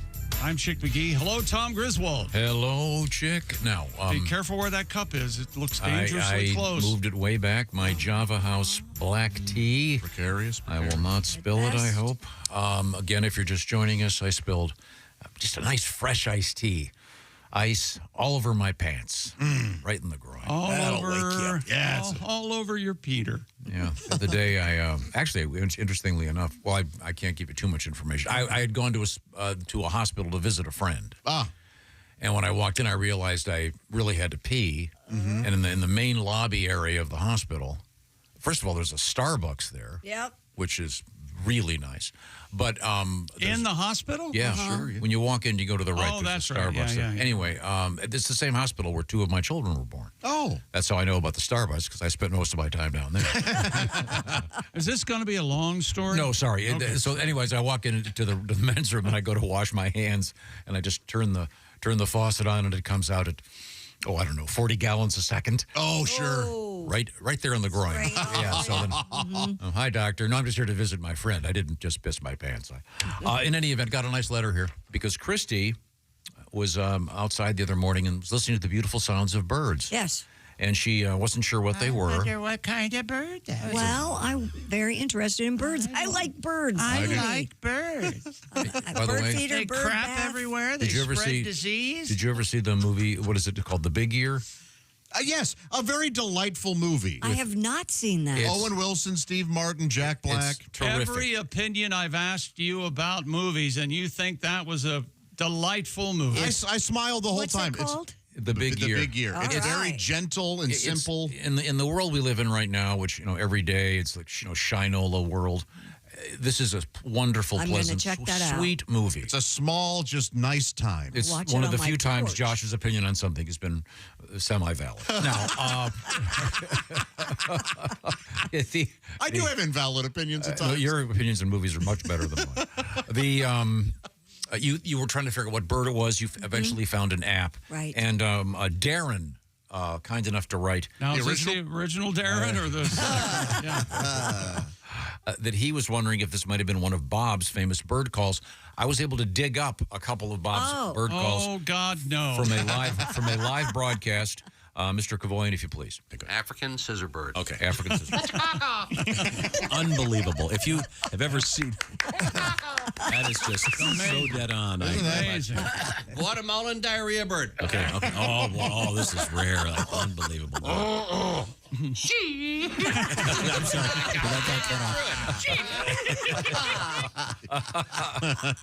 I'm sad to report it was neither of those birds, though. Okay, well, let's hear the beginning of this game. You have to really listen carefully. I'll try to not step over it here. African scissor bird. Okay. There you go. That's the African scissor bird. That's my son's favorite bit from this show. I'm not even joking. He loves that. Thank you, Bob. Let's see now. We have to go back to the sports page. I forgot. What's going on over there? We haven't visited at all. So here we are. Jalen Green had 8 3-pointers, scored 38 to lead the Rockets. Plenty of Rockets in Houston, 109-94, the win over the Dubs. Golden State and Houston, that series tied at a game apiece. Well, that brings up a lot of songs. Donovan Mitchell. Dubs? Well, you got your Houston. Yeah. And you got your Jalen Green. Guess just doesn't like music. You could also play a Love and Rocket song. Oh, yeah. Oh, yeah. Donovan Mitchell had 30, including 17 in the fourth quarter. Cavaliers 121-112 winners over the Heat. Donovan.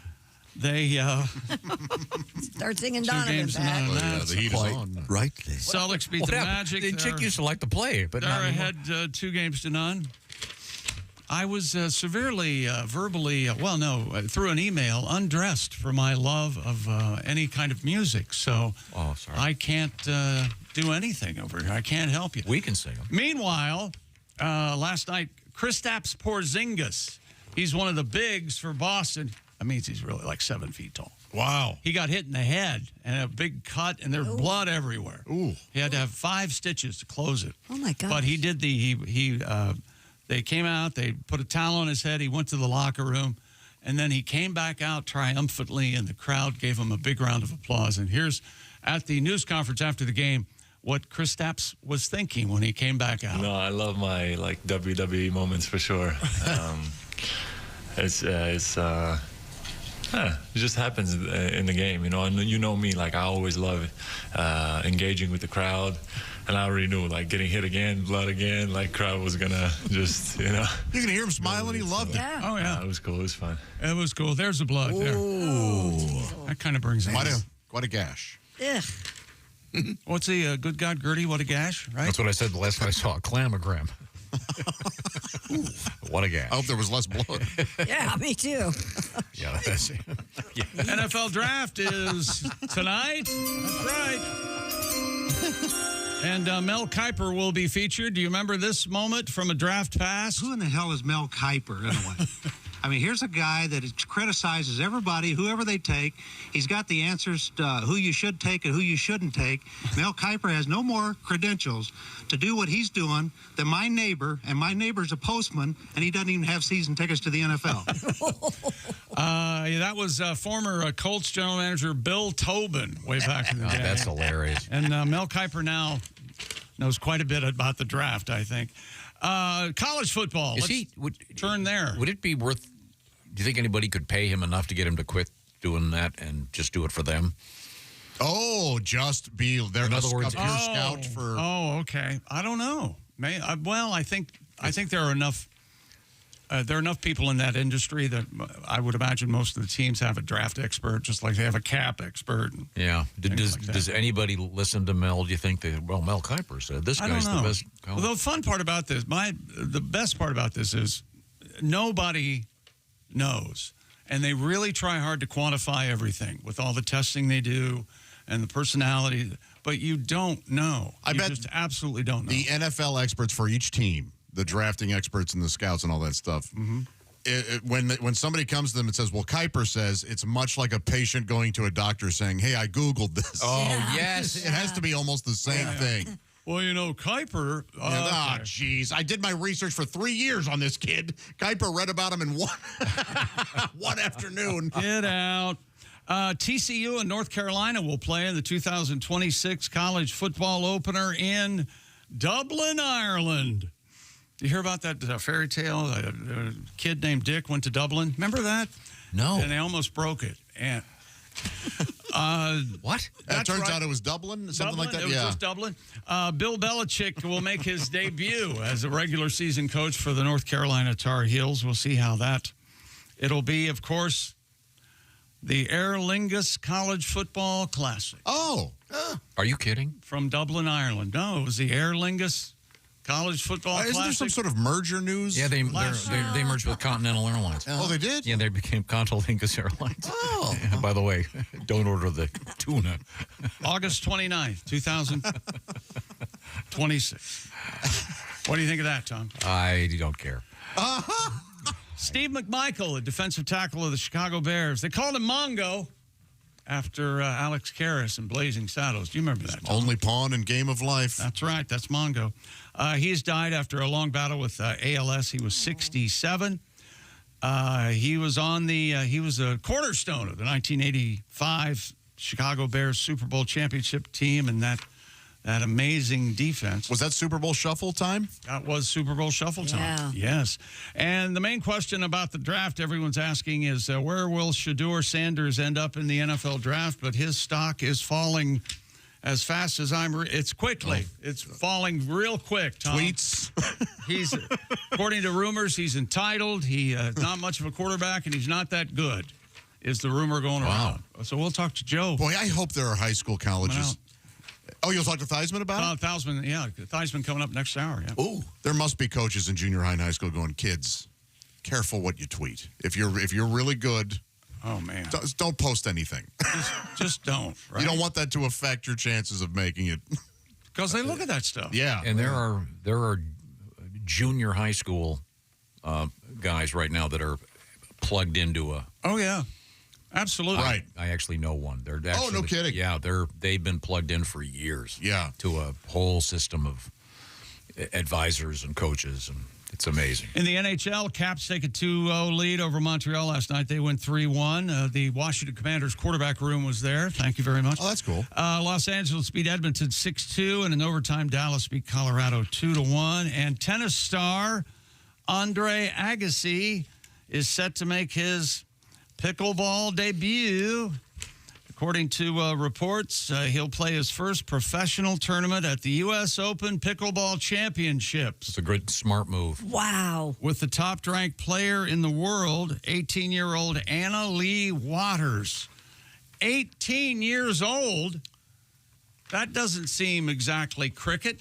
Isn't pickleball for older Americans? Not anymore, apparently. I don't like this. All Agassi's doing is taking a spot away from a pure pickleball player. Yes. No, for his own ego. Like Grandma and Grandpa Arnold. He's going to get people watching it. Well, I think they're already... He has a terrific book, by the way.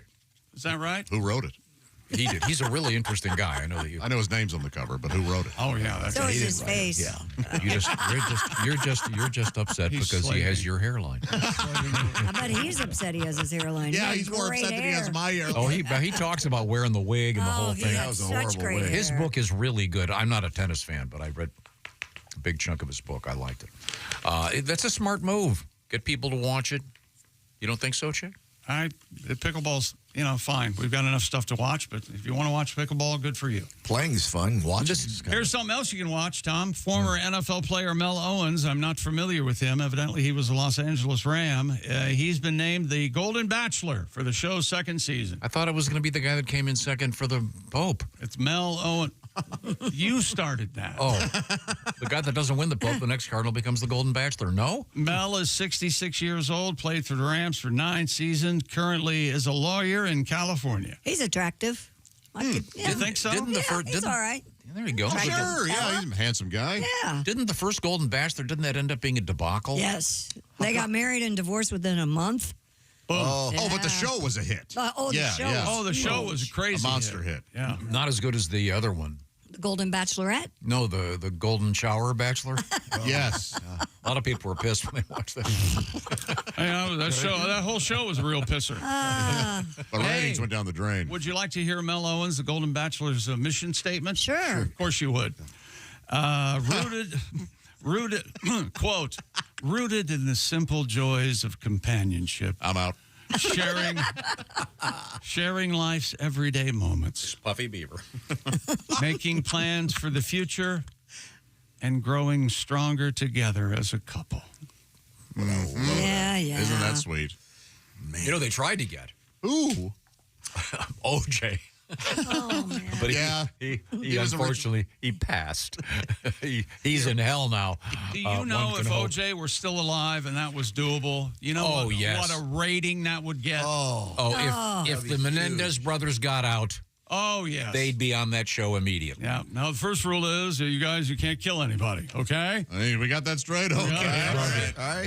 Otherwise, we're not doing it. Our first date, we're going skeet shooting. Lyle knows what I'm talking about. Lyle, you know what I'm doing. If they're watching TV, don't blow off their heads from the back. You rascal, you. He reloaded.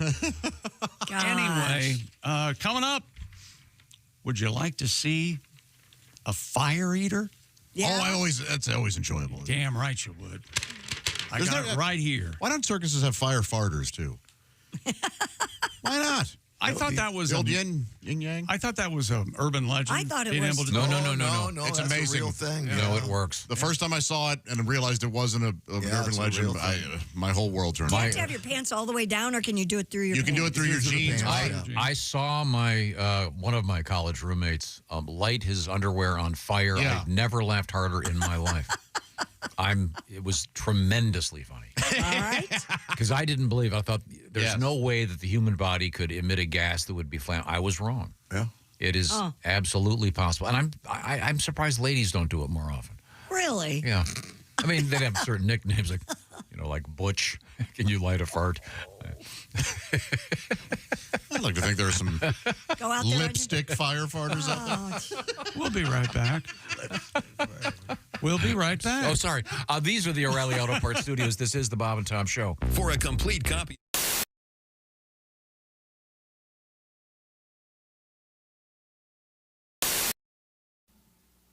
Screen Door Productions presents A Day at Fergler's Hardware.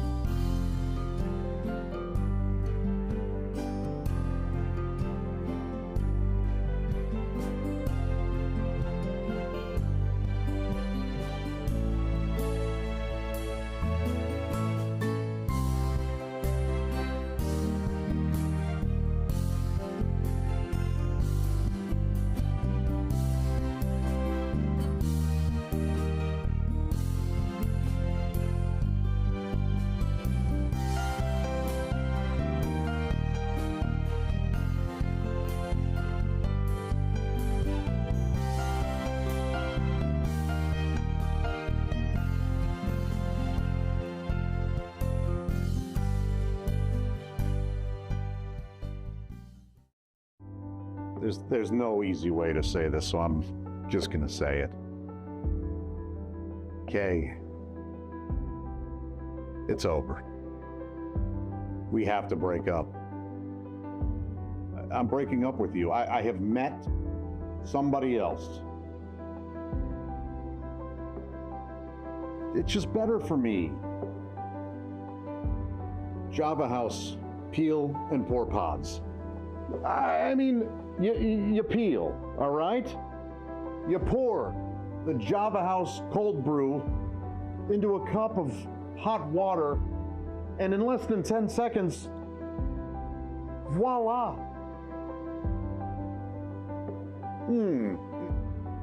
Amazingly smooth, barista quality.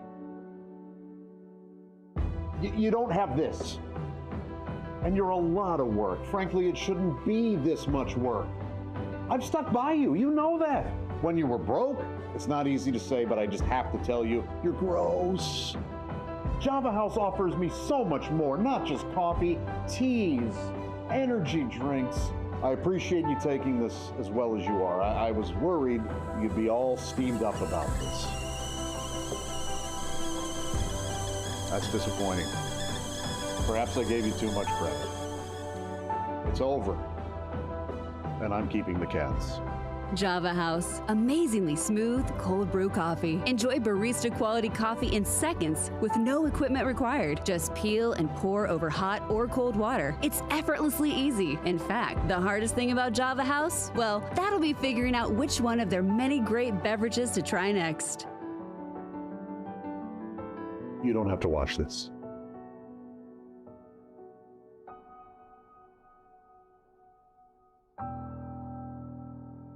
Order online at javahouse.com. Java House, the official coffee and refreshments of The Bob and Tom Show. Yeah, it's Tom from The Bob and Tom Show. Thanks for watching this morning's show. To listen, just go to bobandtom.com. Check out the list for a station near you, or stream the online radio station on our website and the Bob and Tom app. The Bob and Tom Show, on air, on app, and on demand.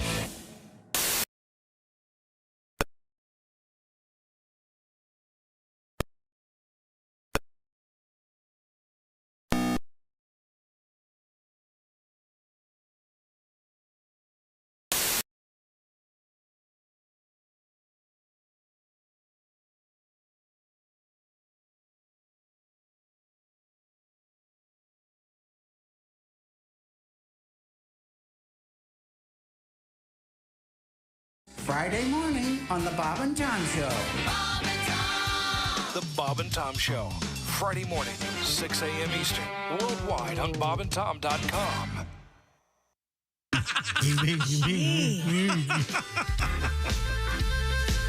Welcome back to the Bob and Tom Show.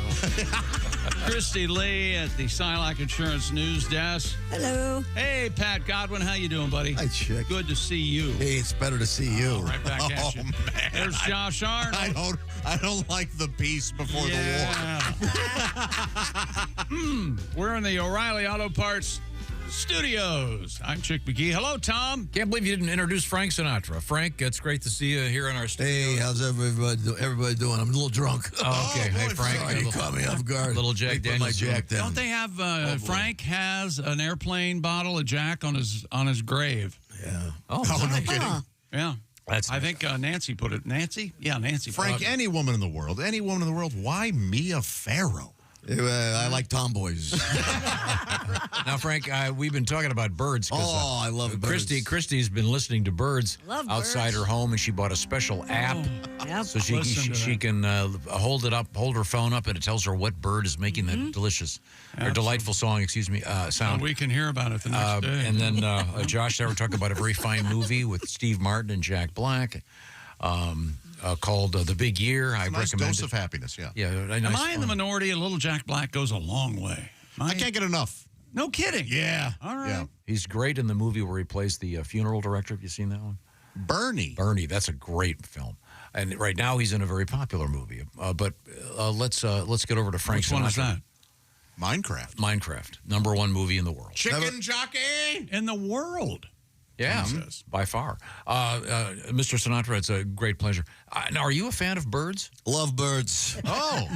I lived in Palm Springs for a while. Had birds. I loved the birds, but I couldn't keep them. I wasn't around enough to feed them, take care of them. Oh, sure. Housekeeper would forget I'd lose a bird. Oh, sad. Do you have a song about that? I do indeed, yeah.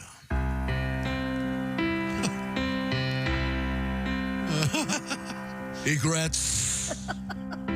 I've had a few.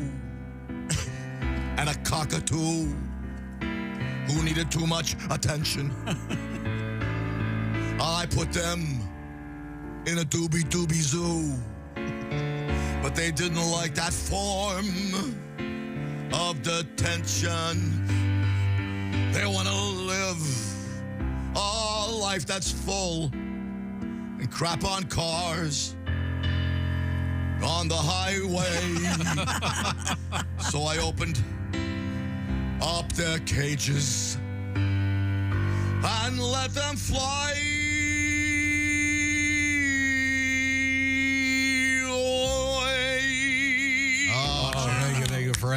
got it, Frankie. Great. Oh, that is very nice. Thank you very much. Thank you very much. Ladies and gentlemen. And once again, I think we have a time for the African scissor bird from Bob. African scissor bird. Okay. There you go. The African scissor bird.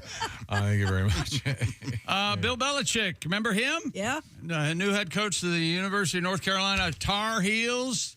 Hey, got something on your shoe. Bill Belichick has a book coming out. Reportedly leaves out any mention of New England Patriots owner Robert Kraft. Oh. Writing for the Boston Globe, Dan Shaughnessy, an insufferable prick, notes that the... what did he do? Shaughnessy.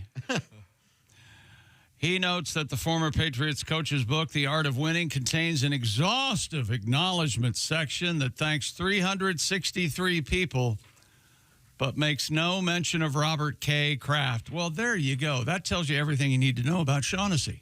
Yes, I Would agree. anybody have noticed this had he not brought it? Combed through the Yes, acknowledgments. I know there's something here that stinks. I'm going to find it. Well, I mean, he Shaughnessy. He's a meddler. Acknowledged everybody else. He's an agitator. Yeah. Kraft and Belichick parted ways after the 23 season in what has been labeled a mutual decision, but the revelation lends credence to rumors that that relationship had been a contentious one. Oh. Belichick's book released May 6, if you're interested. Nice Father's Day gift for those that If you've read everything.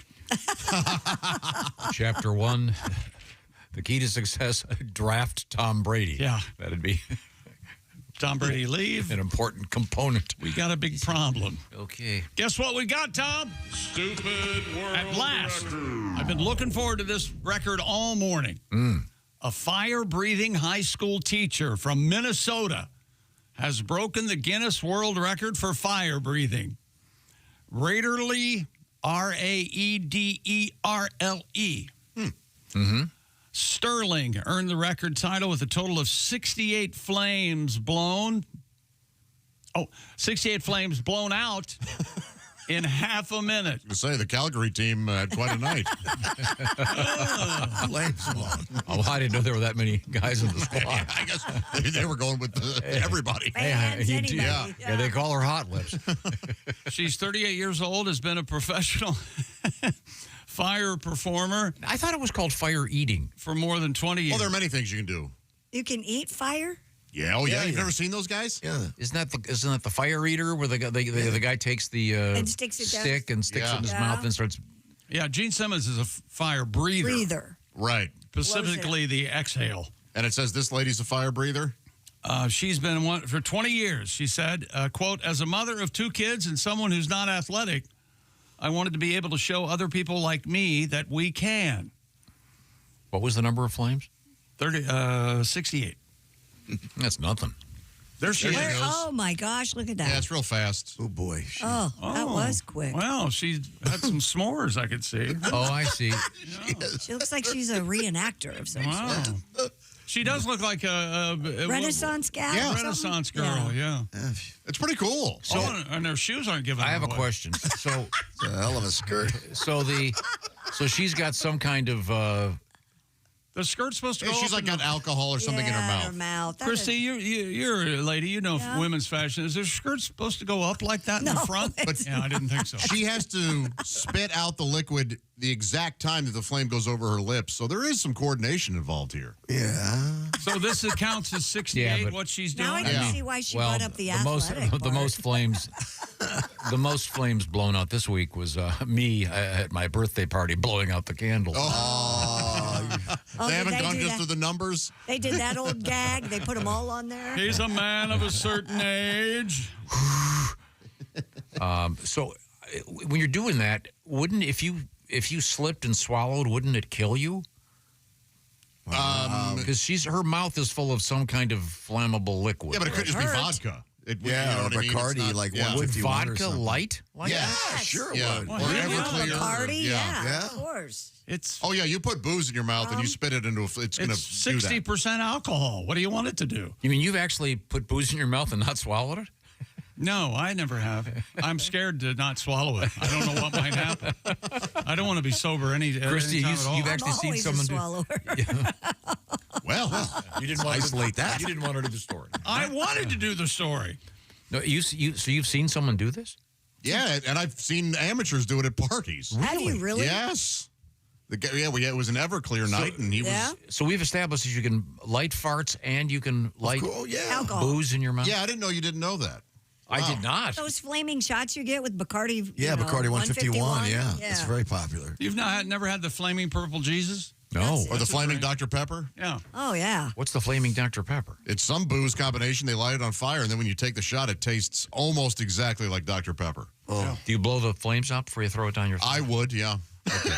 You ever have the flaming Capote? That's really delicious. My drink is quite tasty. I wondered how long it was going to take for us to get to that. They serve it at Tiffany's in the morning. That's pretty good. That's real good.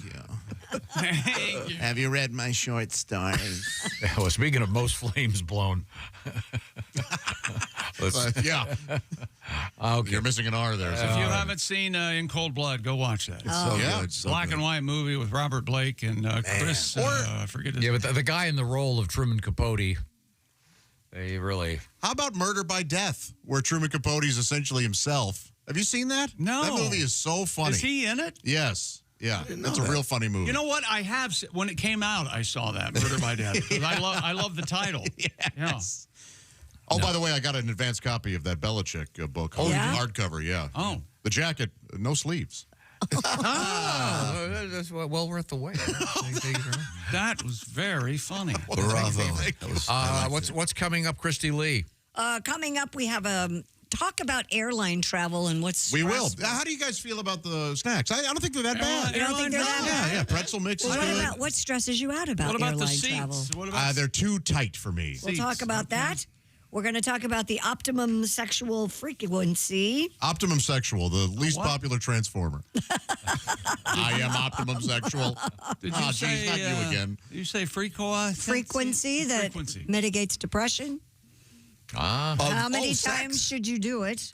We'll find out. Keep Also, healthy and happy. NFL 3 note, times Joe a day. Theismann will be our guest coming up. We are in the O'Reilly Auto Parts studios. This is the Bob and Tom Show. Thanks for listening.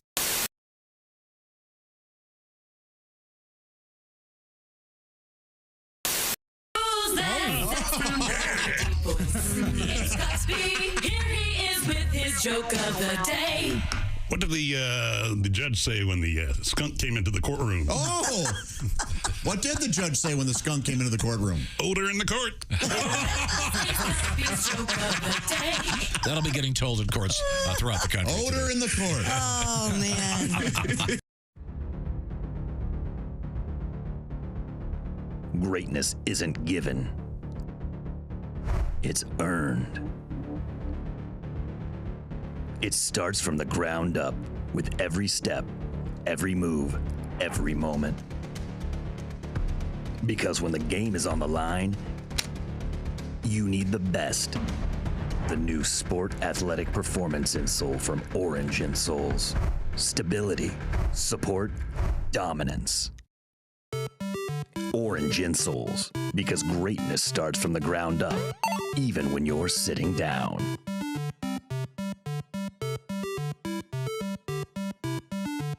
Dear Allie, I went on a 1-week cruise with my wife on our honeymoon. I got sick for 2 or 3 days, so my wife was on her own. I found out now 2.5 years later that she hooked up with a guy on the ship. No sex, but they dined together and they made out and had romantic evenings. She said that she stopped it before anything serious happened, and it's my fault for leaving her alone on the cruise during this romantic period. And what else was she supposed to do? What else was I supposed to do, Josh? Sickness and health.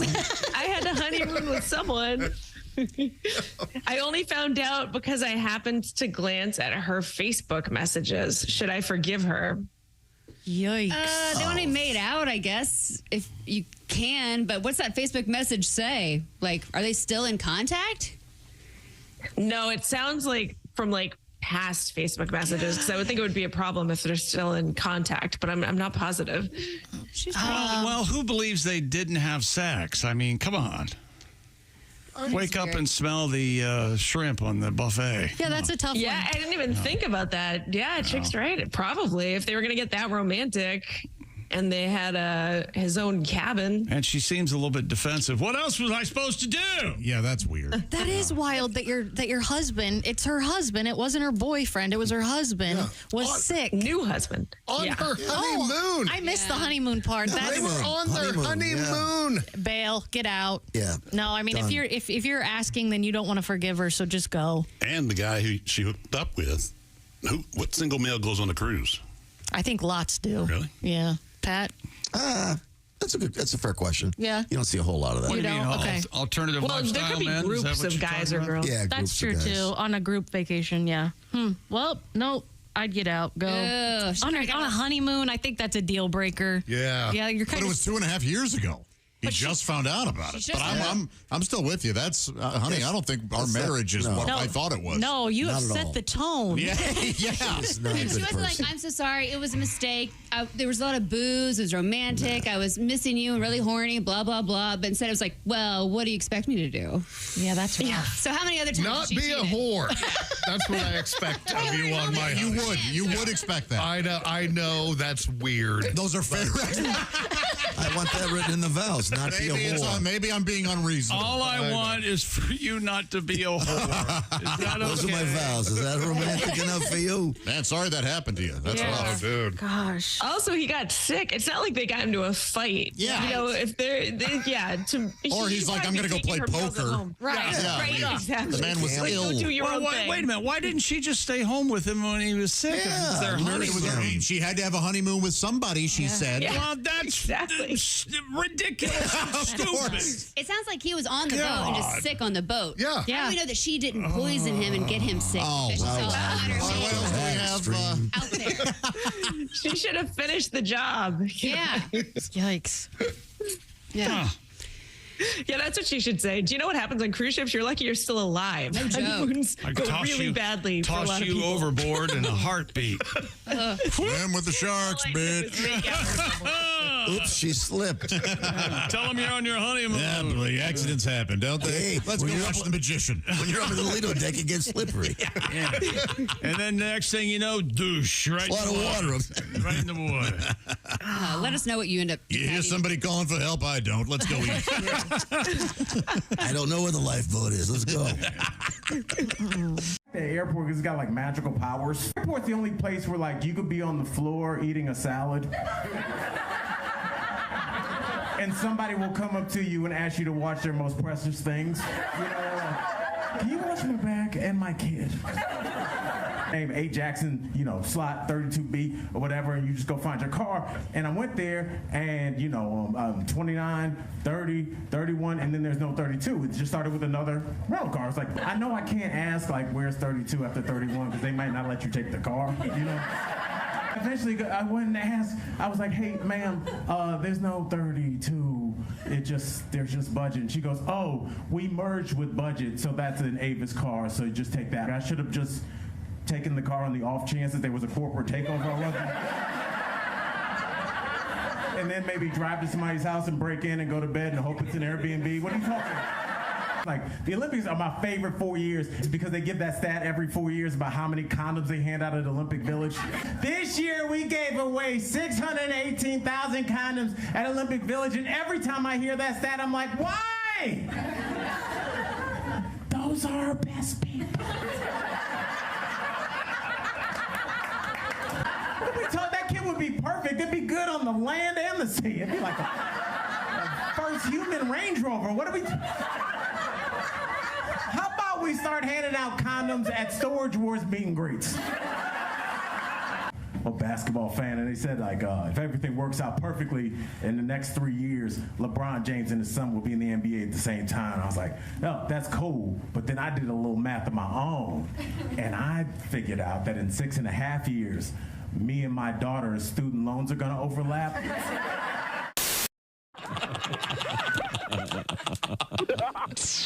They put the F in professional. BMW. Welcome back to the Bob and Tom Show. Christy Lee at the Silac Insurance News Desk. There's Pat Godwin. Hi, Chick. Hi, buddy. How you doing? Oh, not bad. There's Josh Arnold at the I Hate Steven Singer sidekick chair. And Steven Singer's limited edition brand new Blue Moon, a 24-karat gold dipped rose for Mother's Day, available right now. Limited quantity. They're going to sell out quickly. Get yours today at IHateStevenSinger.com. We're in the O'Reilly Auto Parts Studios. I'm Chick. Hello, Tom. Oh, thank you very much, Chick McGee. Is it time to check in with Christy Lee? It is. I know coming up we're going to talk with Joe Theismann, NFL great. A little bit of information from Joe about the NFL draft. Get his opinions on things. The NFL draft. That is attention grabbing. Oh, Yes. Every time I hear that, I We think have a sale on aisle 3. I think there's someone at my front door. Yeah, Well, there's that. It sounds kind of like my doorbell. Sounds like your doorbell? Yeah. Really? I It always doesn't look sound anything like La Cucaracha. We found out Tom had a La Cucaracha doorbell. That's Like, my- how did that make it past the committee? That's my car horn. yeah. I would not be surprised if you don't have a doorbell that you can change anytime you want, right? I have no idea. What happens now when you ring the door? What is the cockroach doing in this song? Dancing. I like to think so. La cucaracha, la cucaracha. He's probably Oh, eating, just look at him go. No? eating crumbs from last night's taco. I don't know. Could be. Have you ever lived anywhere that they had a roach problem? Are you kidding? Yes. Really? Oh, yeah, New York City. Florida. New York City. Have you ever seen a palmetto bug? Willie's bedroom. Those are big. Those are different roaches. Different roaches, yeah. Thank you, Pat. No. Let's see now. What's happening? We're going to Christy Lee. New research suggests having sex can help relieve the symptoms of depression. Duh. Researchers discovered having sex at least once per week was associated with a 24% reduction in the odds of depression. The psychological benefits of sex appeared to peak at a frequency of 52 to 103 times per year, or about 1 to 2 times a week. But having sex beyond that range did not seem to offer additional protection against being in a bad mood. So a couple times a week is the... Optimum 1 to 2 times a week. That's probably Otherwise, average, you're isn't sad. it? Average. So for men, life's hard one way or the other. Boy, you think What about about, that easy. what about taking care of it yourself? Did that pick you up? It must in a way. It has to, right? Yeah. I would think. You don't do that, do you, Tom? You don't self-blood. Yeah, that yourself. I'm just curious about this study. I mean, is this... did they test it against, like, pharmaceuticals? I don't know. I don't have all that information. Well, you can either do Zoloft, Prozac, Oh, I see what you're saying. or this new one called Hump a Week. Oh, yeah. I'm sorry, what's the new one? It's a Hump a Week. It comes with an 18-year-old girl that's an nymphomaniac. And 18. Can we do 24 is fine? Yeah. Something that's 20. Maybe Yeah. 30. I'm just glad he didn't pick 16. do you want an erection or not? Oh. Oh, boy. Oh, that's good. No, I'm serious. I wonder if they... First of all, I'd like to, again, congratulate the person that wrote the grant for this. Well, I've been kind of depressed. I thought I'd ask the council that offers all the money if we could do this study. I'm going to be Josh here. I'm going to try to get laid every week and see if it makes me any happier. Is it because you're, okay, it's not just the sex. If you're having sex, you're probably in a healthy relationship. Things are probably going pretty well in your life, which would also help with the depression, right? Could be. But do they do different categories? What if it's prostitutes? Oh, that's a good question. Yeah. See, that's the thing. Let's say there is kind of a nymphomaniac out there who's just having sex with one-night stands. I don't know that their depression is going to be better, Right. There's got to be some kind of disgust with, I believe, that goes along with some of those cases. Mm-hmm. But who knows? It's interesting, though. This is interesting. A study of ancient skeletal remains reveals the first archaeological evidence of gladiators actually fighting lions in the ring. Now, studies do show if you're having sex with skeletons, depression is not affected. And if you are having sex with skeletons, well, whatever it takes, okay? Live and let live. I thought you were going to say, keep it to yourself. That's bone on bone. An analysis of the skeleton found in an 1,800-year-old Roman cemetery in York, England, showed bite marks that were likely made by a lion. Whoa. The bite wound was not healed, indicating that it was likely the cause of the man's death. But didn't we know that gladiators fought lions? I thought that. We saw it in the movie, right? Yeah. I mean, but it's I mean, there's plenty of evidence to suggest they did. The findings represent the first osteological confirmation of human interaction with large carnivores. I better get my dictionary. You should have said so. In a combat or entertainment setting in the Roman world. Interesting. Yeah, this study was published in the journal PLOS1+1. It's believed that the individual was decapitated after death, which appears to have been a ritual for some individuals in the Roman period, although the reasons for that remain unclear. Okay. I'll make sure he's dead. Well, yeah. Or would they post the head on a pike as a past loser, sort of a trophy? Why wouldn't they? Why wouldn't they find lion bones nearby then? Well, I don't. They didn't bury the lions in the same cemetery as the people. In case the lions. I mean, okay. The lions run off and die in the woods or jungle or whatever they had. Jungle. It was in England. How'd they get the lions? I'm freeforming over here. How'd they get the lions to Rome? Yeah. They shipped on a them. ship. Yeah. They fly them in overnight. Yeah. Yeah, I mean when Hannibal and the elephants, all those guys, went on excursions. They would take animals. Like they would find them and then take them. Elephants and such. Wow. I wonder if they did like dumb jokes, like after the lion killed the guy. He killed the gladiator. Did one of the guys? Well, I bet he's gladiate him. Get it? No, I wonder if they did tell jokes. I'd like to think so. That the centurions had some sort of sense of humor. As they're digging a hole for the guy. Yeah, well, he volunteered for this. What a tough gig. Didn't Alexander introduce like elephants to most? Like nobody had seen one, and all of a sudden he showed up with some, and they were like, "What?" Didn't that one guy write a book about being a lion tamer? Oh yeah, who was that? Oh, Claude Balls. Claude Balls, yeah. That's a great book. I love that book. Claude Balls? Yeah. It was part of that series. Can you imagine one of those big claws? No. Oh, your testicles. Oh, they're gone. Just rip them open. So how did they prevent? Would the stands at these places be high enough that the lions wouldn't eat the people in the stands? No, there were walls, and then the seats started. Right. Yeah. You've actually been to the Coliseum. You've been to the Coliseum, right? Yeah.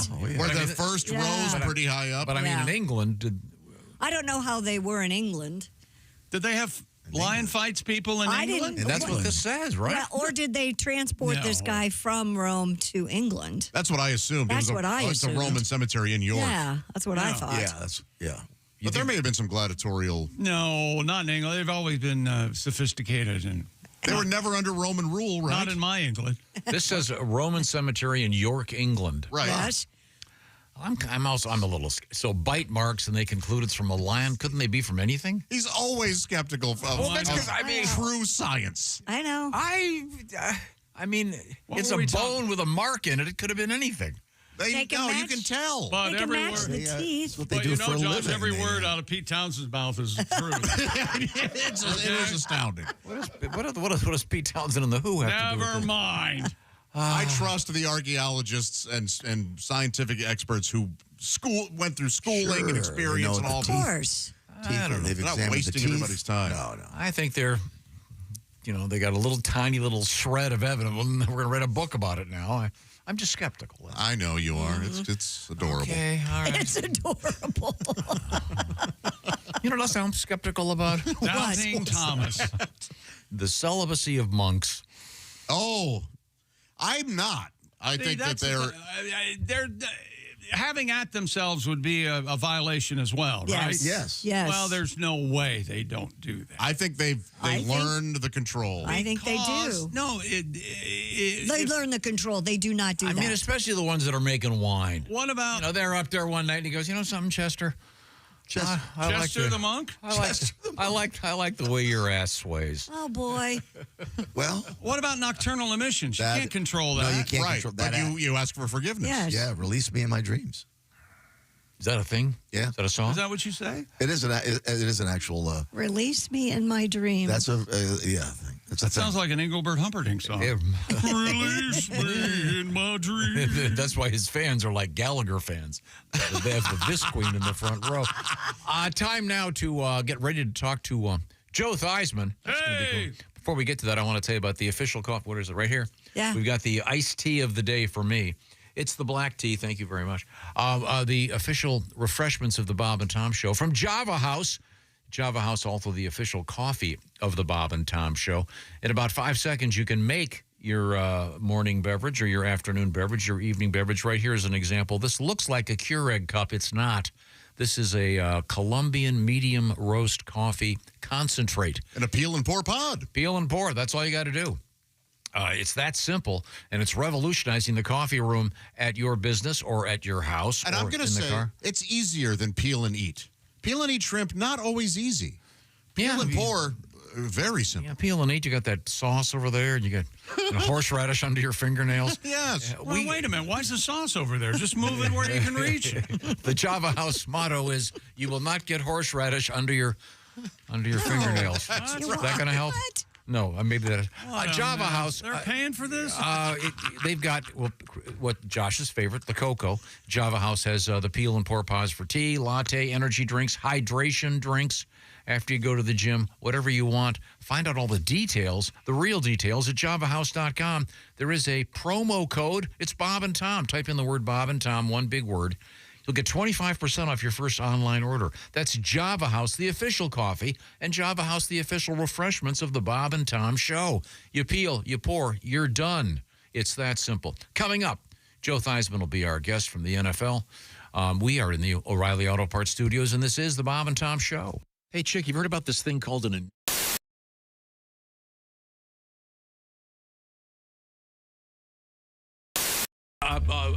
mummy cast. Would you be kind enough to play one more song for us? Then we'll take a little break and come back with more. Is that possible? Yes. All right, baby. We're going to give you a song about a hot dog vendor. Oh, yeah. Hot dog vendor. Oh, I love this one. Who doesn't like a good wiener, baby?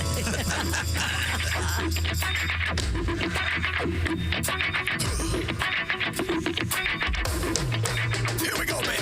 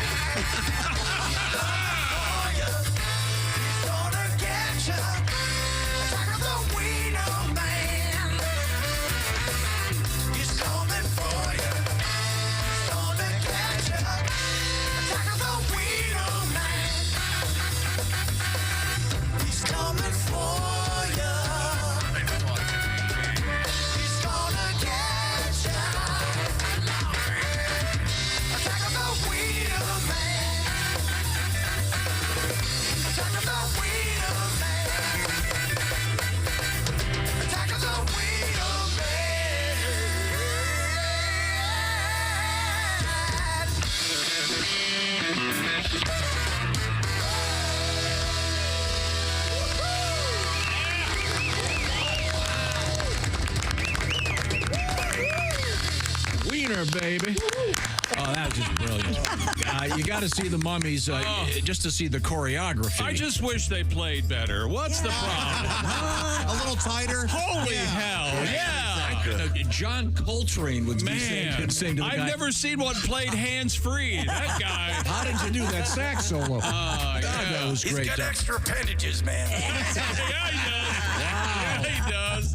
Oh, wow. That's just brilliant. Hey everybody, it's Frank Caliendo, and I'm going to be doing a bunch of stand-up dates, and I'm not sure where to put my hands right now, but this is the deal. We're going to be in places like Appleton, Wisconsin, Toledo, Ohio, Des Moines, Iowa. There's a whole bunch of them.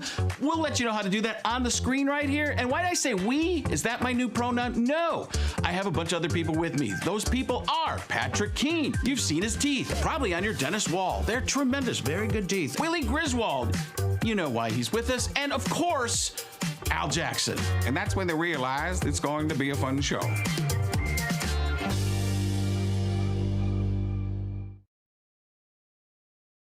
When you become a Bob and Tom VIP member, you get more and less. Wait, what?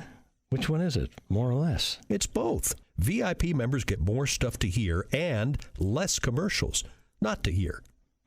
So Bob and Tom VIP is a good deal? Yeah, more or less. So how about giving Bob and Tom VIP a try? Get the link at bobandtom.com.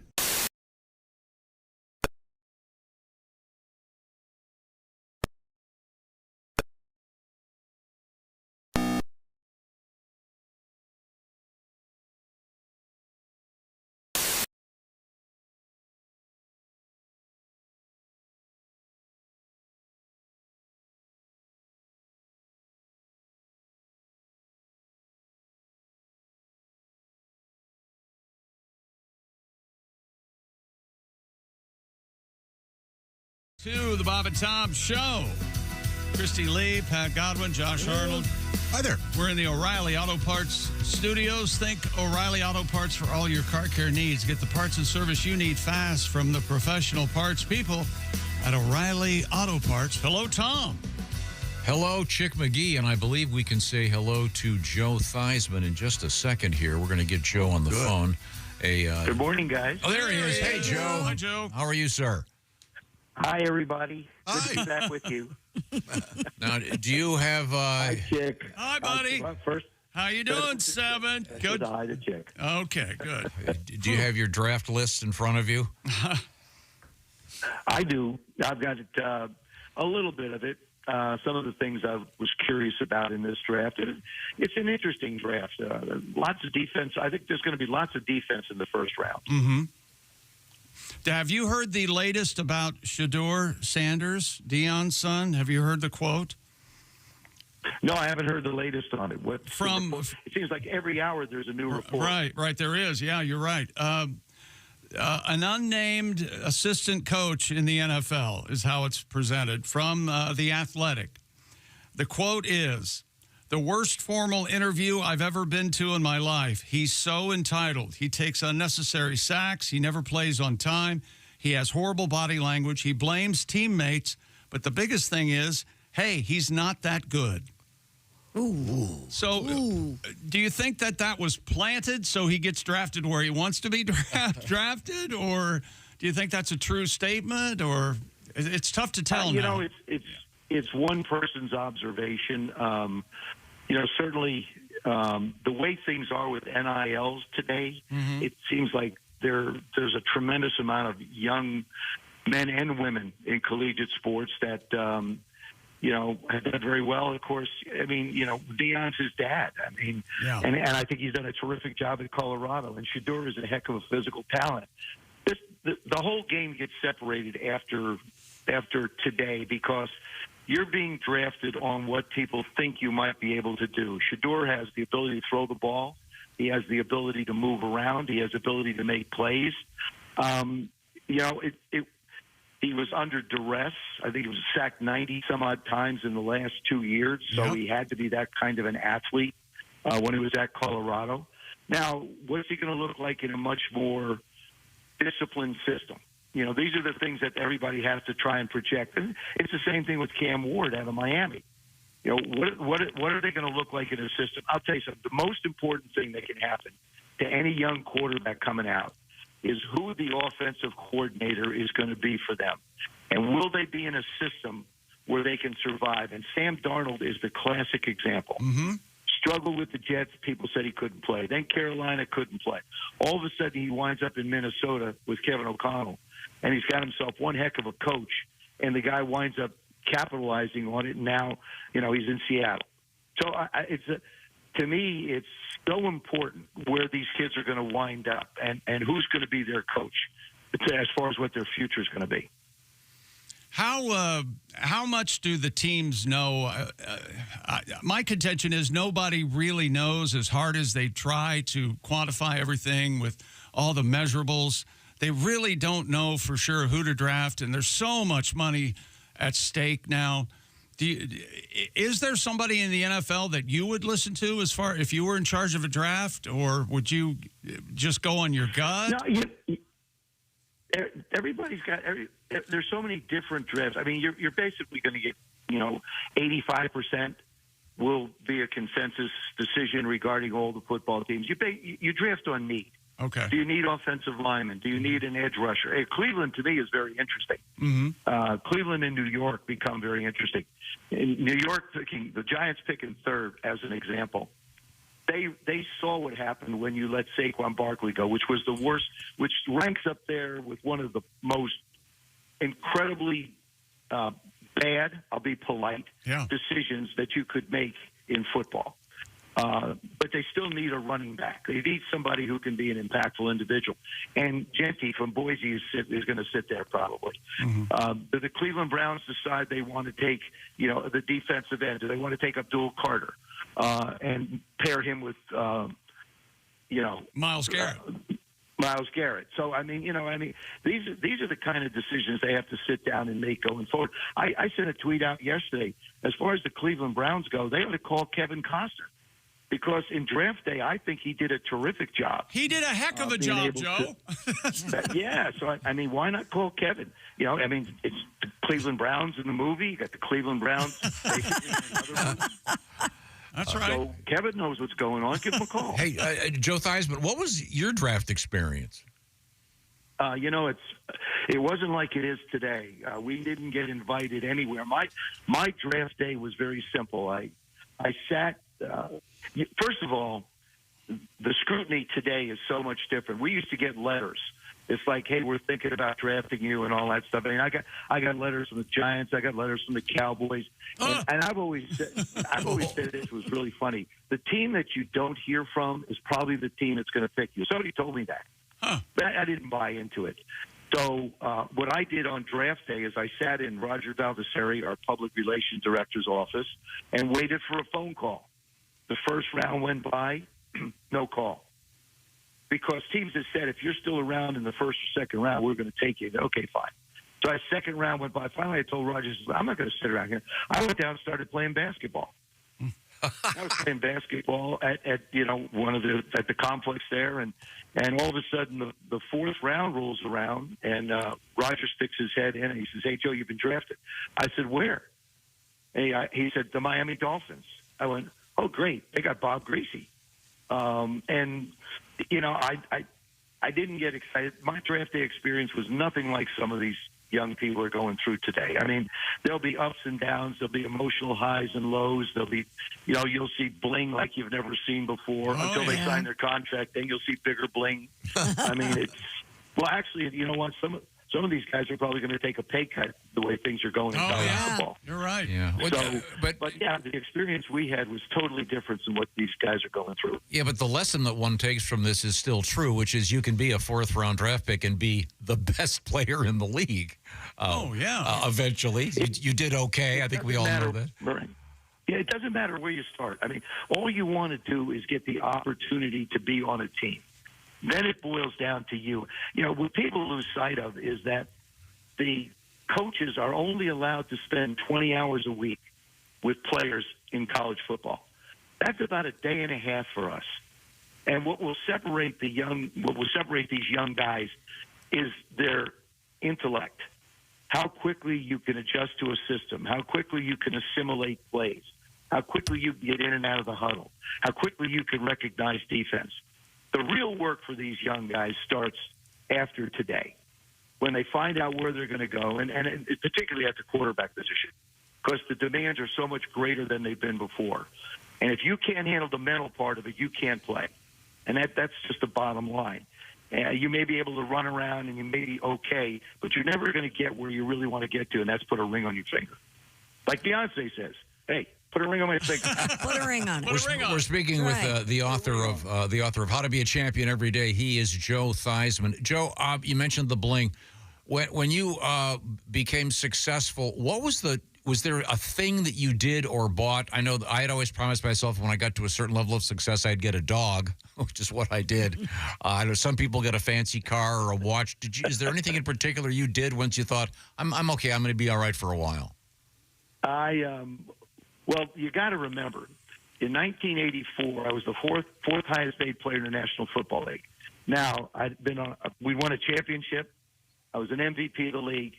And at $1 million a year, I was the fourth highest paid player in the league. The highest paid player in the league was Warren Moon at $1.4 million. So you put into perspective what you go get. Right. I got myself a Corvette. Oh, I went out and treated myself to a. Johnny Greenwood made 15 Corvettes at that time, and Mark Mosley got one. I got one, that's. But the signing bonuses were like $50,000. $70,000. It isn't like it is today. And interestingly enough, for the rookies, all these guys are capped. You're basically slotted in at a certain number, right? And it's not set up to break the bank anymore. That's why a team like Washington has such great cap room, because their young, terrific quarterback Jaden Daniels still has a couple years left before they can hit that $40-50 million salary. Yeah, and it's interesting. I think Eli Manning the Manning decided that they didn't want to go somewhere.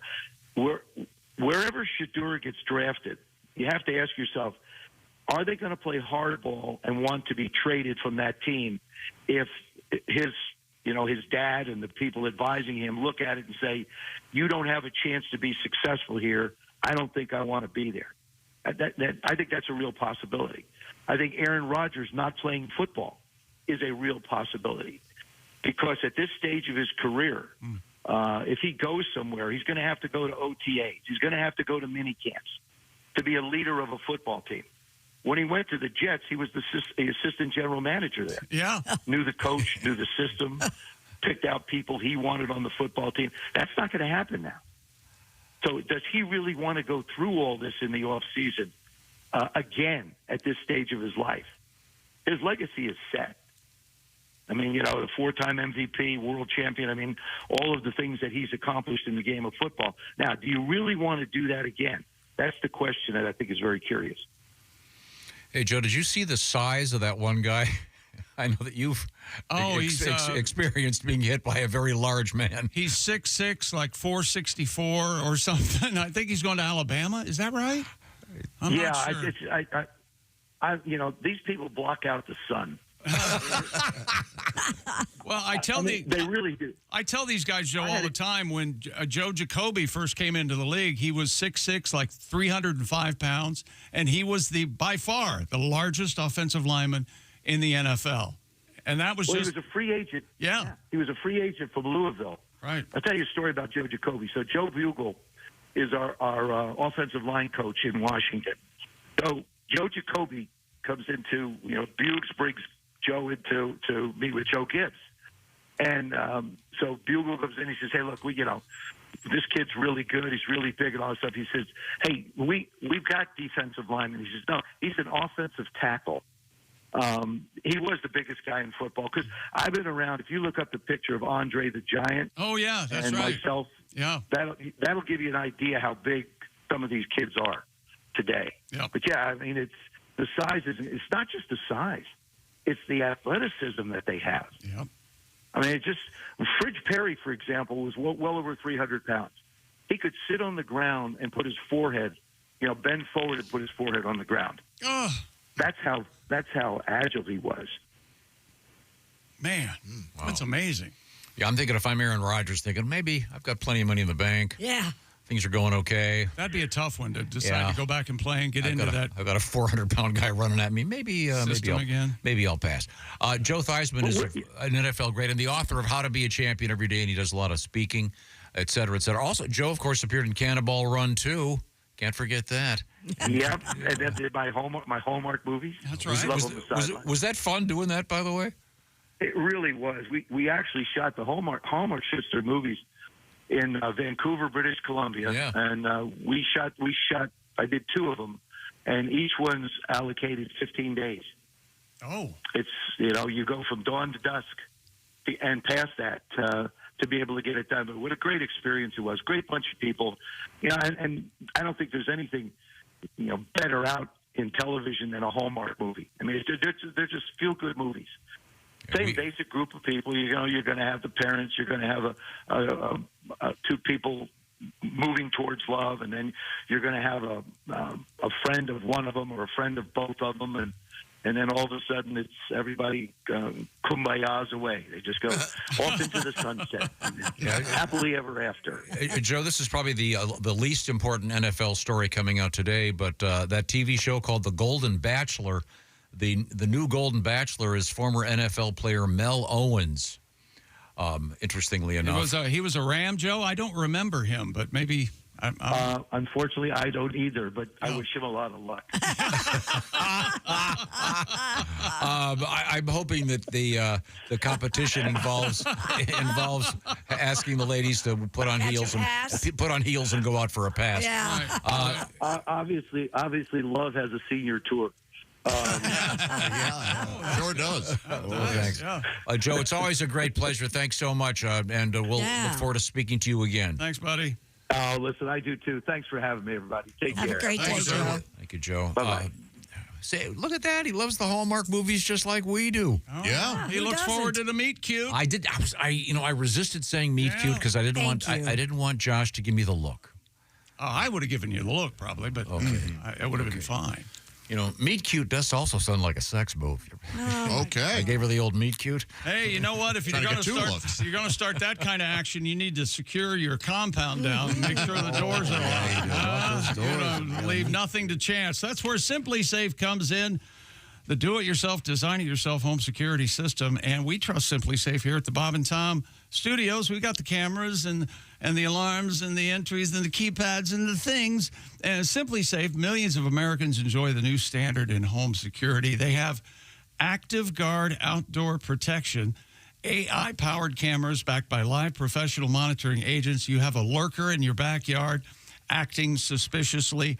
Agents from Simply Safe can see and talk to said lurker in real time, turn on spotlights, even call the police before they even have a chance to get inside your home. And with Simply Safe, no long-term contracts or cancellation fees, and monitoring plans start affordably at around $1 a day. Plus, there's a 60-day satisfaction guarantee or your money back. Visit simplysafetom.com today and get this deal, a deal of an all-time deal, 50% off a new system with professional monitoring plan, and your first month is free. That's simplysafetom.com. There is no safe like Simply Safe. What's coming up, Christy Lee? Coming up, we have something removed from someone's backside again. We still have to get to airline etiquette, and we have. Are you a fan of the vodka spritzers? I've never had one. Oh, well, they're quite popular, and we have a guy being chased by the cops who offered a cup of vodka spritzer. You know what? Nice. You know what I put in my vodka spritzer? What? Well, you get your vodka. Yeah. And you put your vodka in, then you get some ice, and then you put more vodka in. Okay. And I call it a spritzer. That's right. Woo! Also, an interesting friend of the show in the news in a very odd way. I have that story as well. I was just about to tease that, but I didn't know if you already knew about it. Oh, it's great. Stunned. Yeah. That's all I can say. Yeah, we're in the O'Reilly Auto Parts Studios. This is the Bob and Tom Show. Thanks for listening to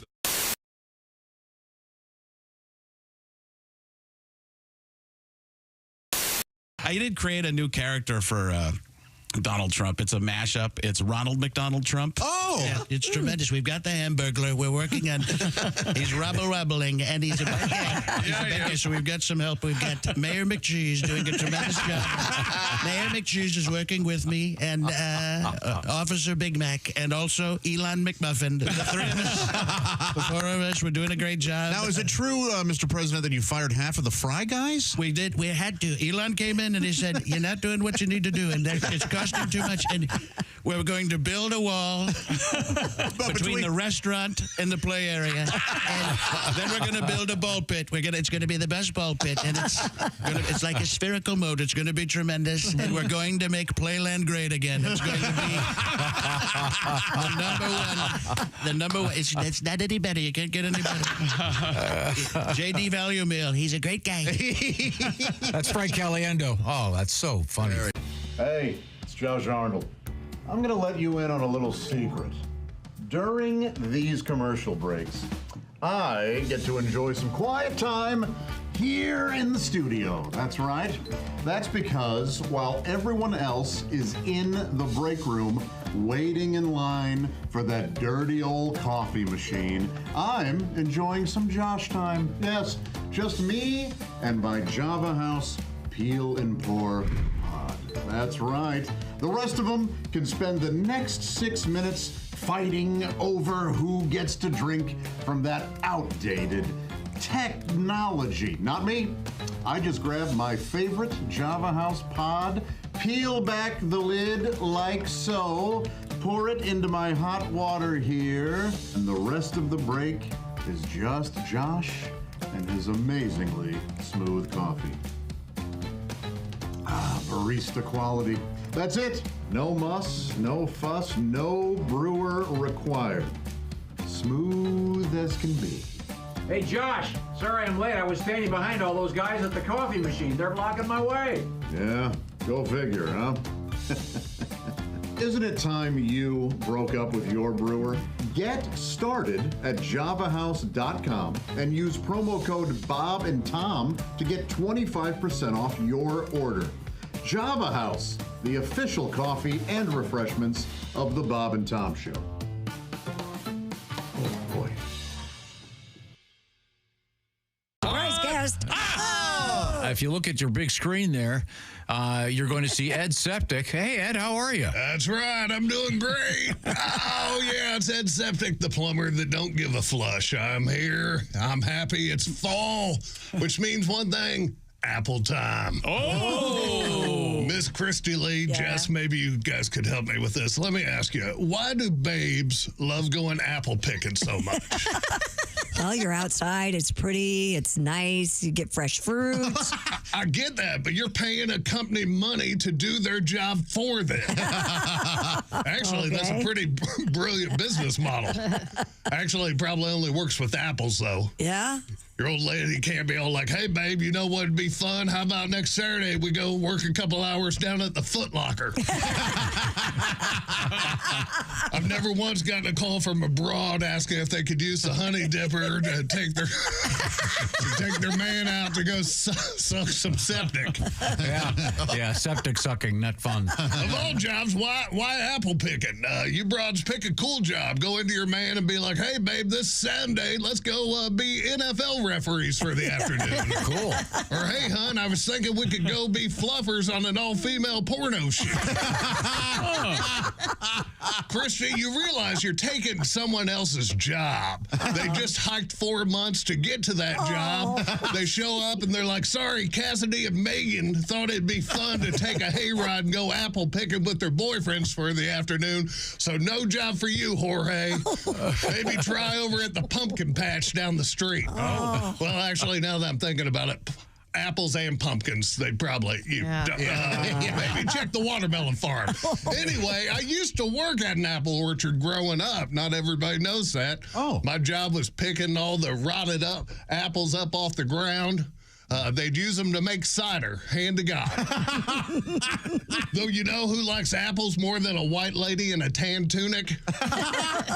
Who? Worms and bees. They love them. Yeah, I got stung up a bunch and caught a raging case of the ringworm. Oh. Yeah, as a youth, that pretty much ended my wrestling career. Along with most of the team. Yeah, the ringworm was running pretty rampant. We had to buy all new mats. Anyway, I better mosey on out of here. Chick, today I got a 9:30, a 10:30, and a 2:30. I am up to my eyeballs in it today. Oh, boy. I'm Ed Septic. Remember, I'm not trying to make any money, folks. I just love to lay pipe. Thank you, Ed. That's it. Ed Septic. Oh. The This is Bob Cavoyan for Channel 13 in a special Olympic moment. We are going to recreate the very first time the torch was ever run in history. Cut! The monkey's got no gloves on. Where are the monkey gloves? I'm sorry. I didn't realize I didn't have the gloves on. Sorry. Now we're going to recreate the very first time the torch was run in history. Cue the monkey. I'm not a monkey. I'm a gorilla. There's a difference. Cut. I didn't say I didn't know what you wanted. I know what you want. I can't do it. Why can't you do it? I can't go in the woods. Why? I have sensitive skin. I can't. I just can't do it. Sensitive skin. Sensitive You're wearing skin. a gorilla suit. I know was that. just in the woods. Anybody can go Have in you the ever woods. been bitten by a mosquito? Possibly a carpenter ant? You don't want the gig? If you don't want to do this, I didn't say I didn't want the gig. Tony I just don't wanna Siragusa go- from the Colts. Tony Siragusa said, Siragusa? I can do this. Siragusa He cannot... wanted the role of the gorilla. He cannot touch my gorilla. Yeah, well, he didn't even need the suit, okay?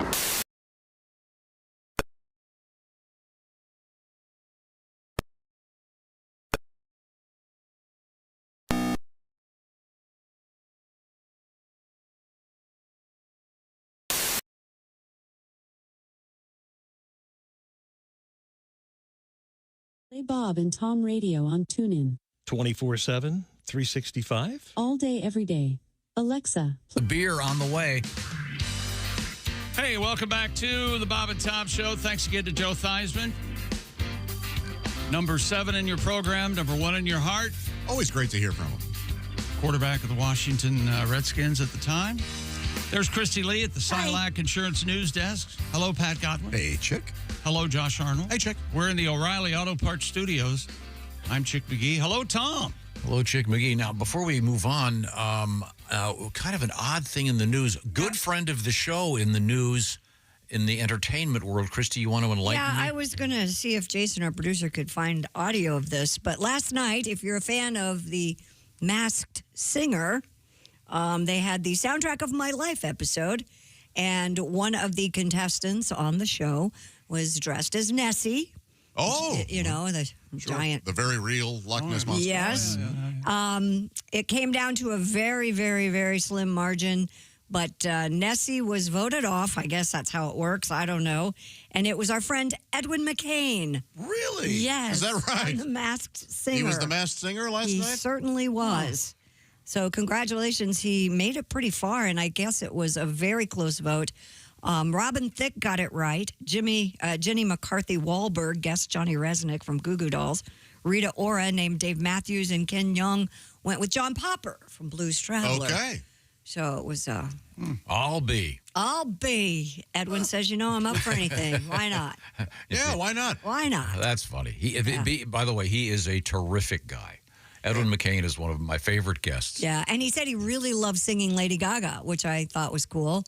I would like to hear that. We'll try to get some audio of that. Dig that up. I think maybe we have it. Do we have some? We'll have some on the screen. On the screen? Oh, okay. Cool. Well, why don't you do a quick story? We'll get back to Edwin. Oh, there he is. There he is. Here we go. There he is in the Nessie suit.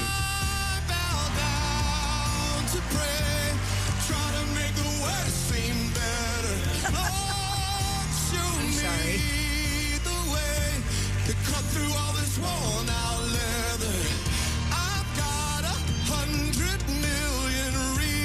I don't know that. Sounds good. Yeah, he sounds great. I wouldn't have guessed that was Edwin. Yeah, me neither.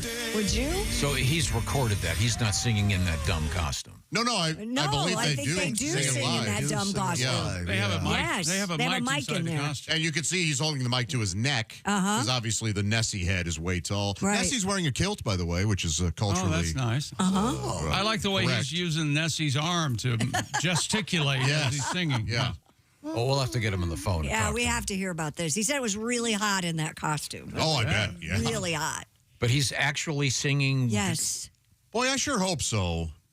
I think they do. That was pretty dead on, but he can sing. It seems like you're not buying it. Buying it. It sounded to me like it was. I mean, it's like the national anthem. Sometimes it's being lip synced. But he's a very good. I know he's a very good singer, Excellent but I just can't singer, imagine he would sound excellent. that good wearing that dumb suit. Shocked to hear you say that he's not good enough to sing live.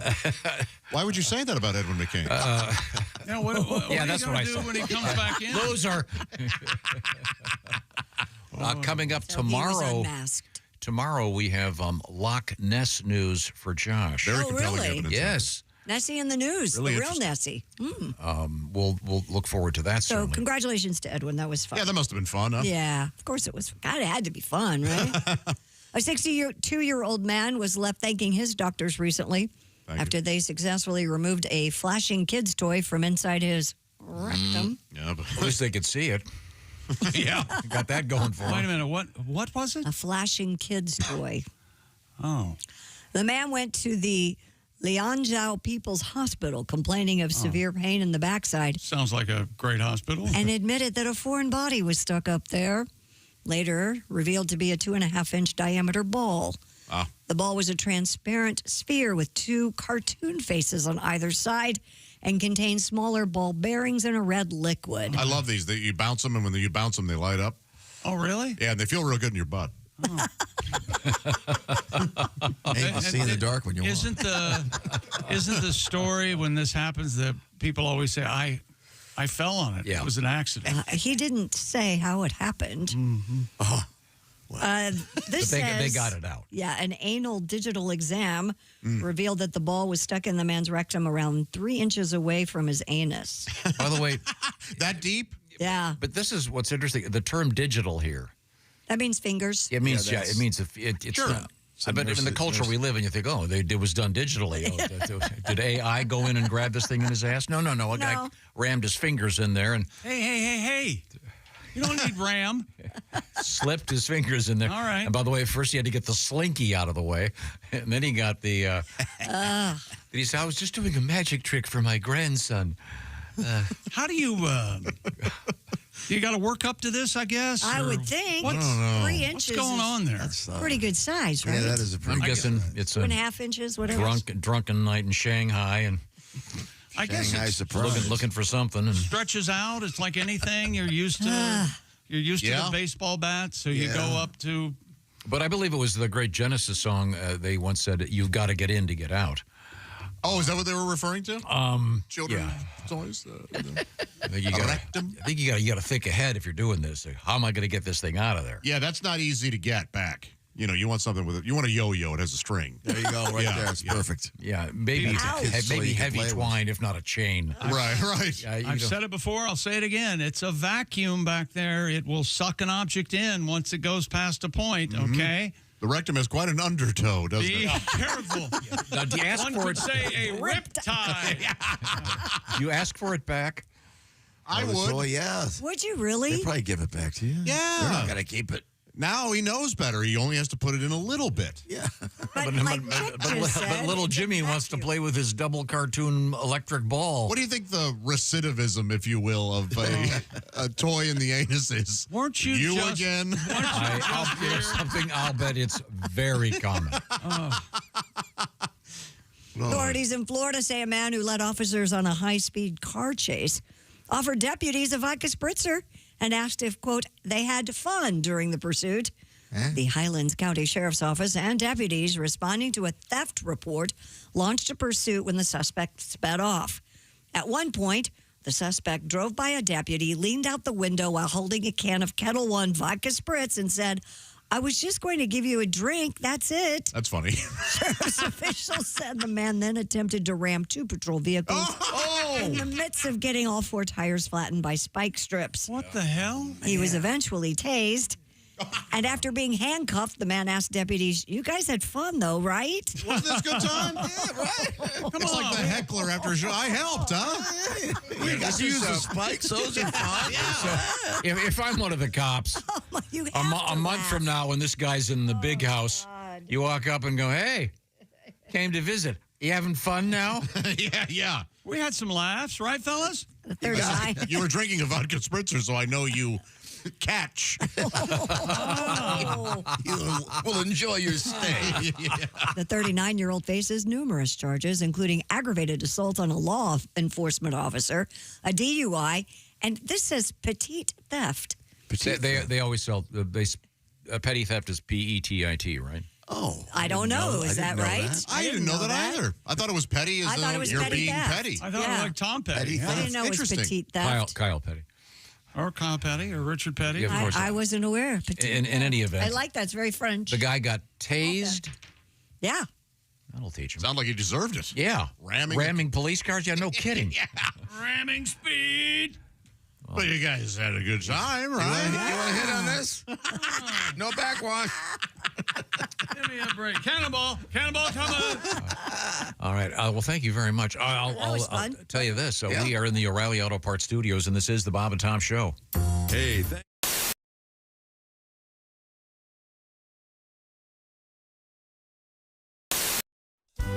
You know, here at Charlie's Tavern, I stay mighty busy making drinks, but the phone, it never stops ringing.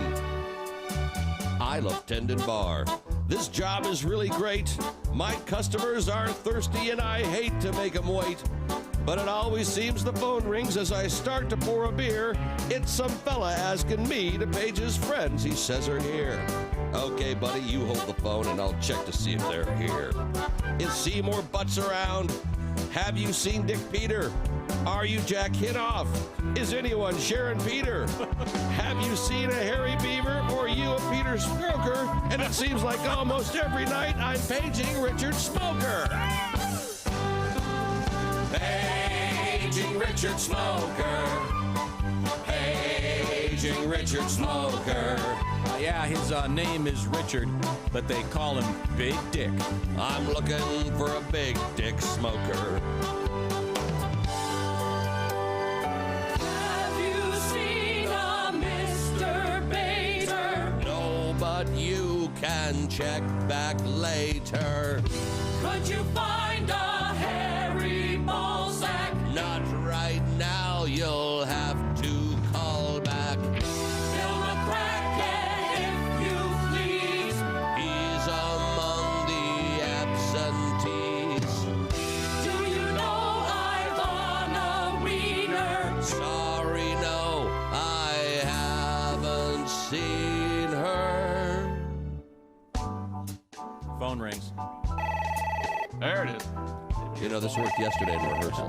Does anybody hear the phone ringing?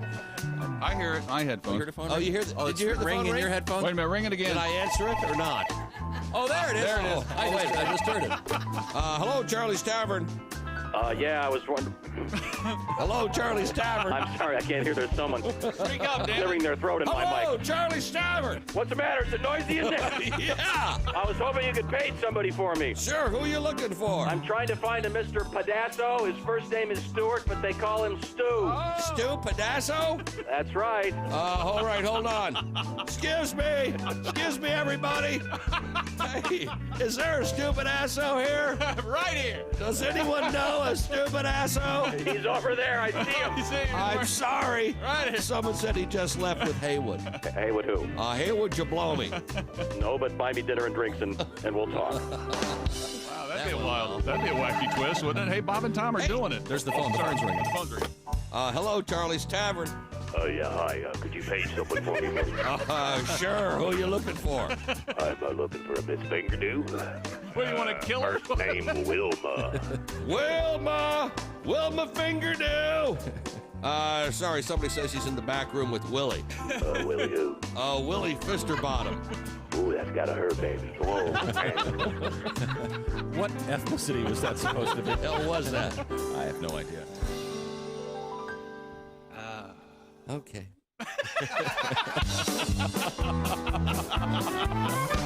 They call here several times a night, and it's always the same. He asks me if I'll page his friend, and then he says their name. Hey, is B.J. Hunter there? Can you find a Peter Wanker? I'm looking for Amanda Kiss. Have you seen Woody Spanker?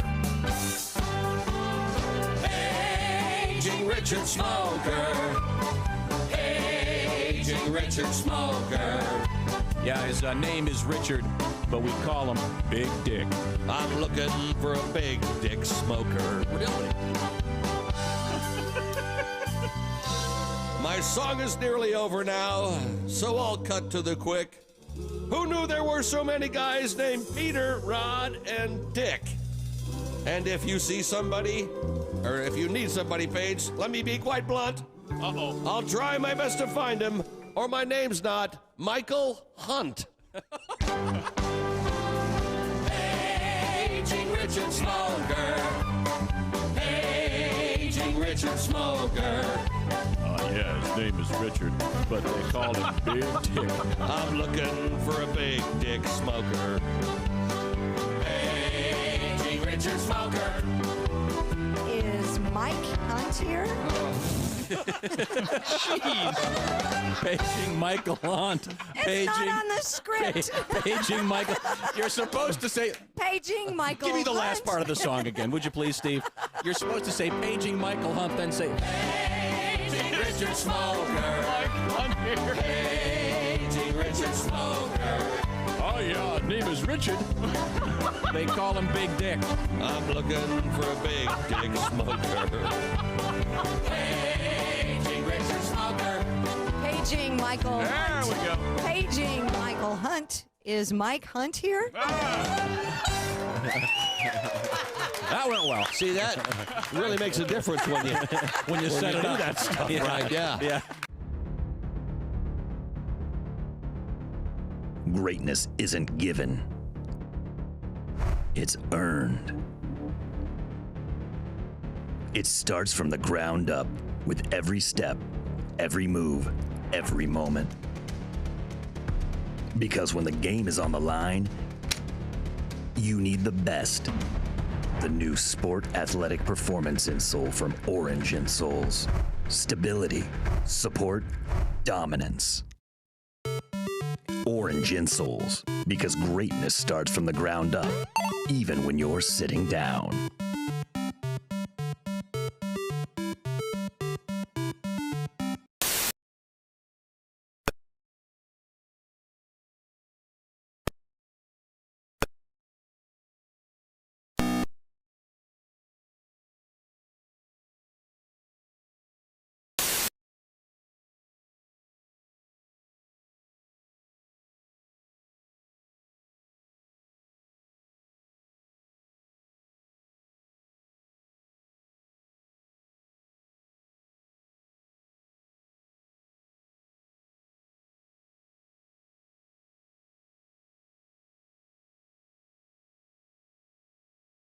And Chick McGee. You guys rock. Chrissy.com to win serious money. Hey, welcome back to the Bob and Tom Show at the Silac Insurance News Desk. It's Christy Lee. Hi. There's Pat Godwin. Hey, Chick. Got a song here, buddy? Sure. I'd love to hear one. Here. That'd be nice, wouldn't it? Hi, Josh. Maybe he could sing to Al Jackson. Yeah. Oh, I'd love to sing that. Yeah, that'd be good.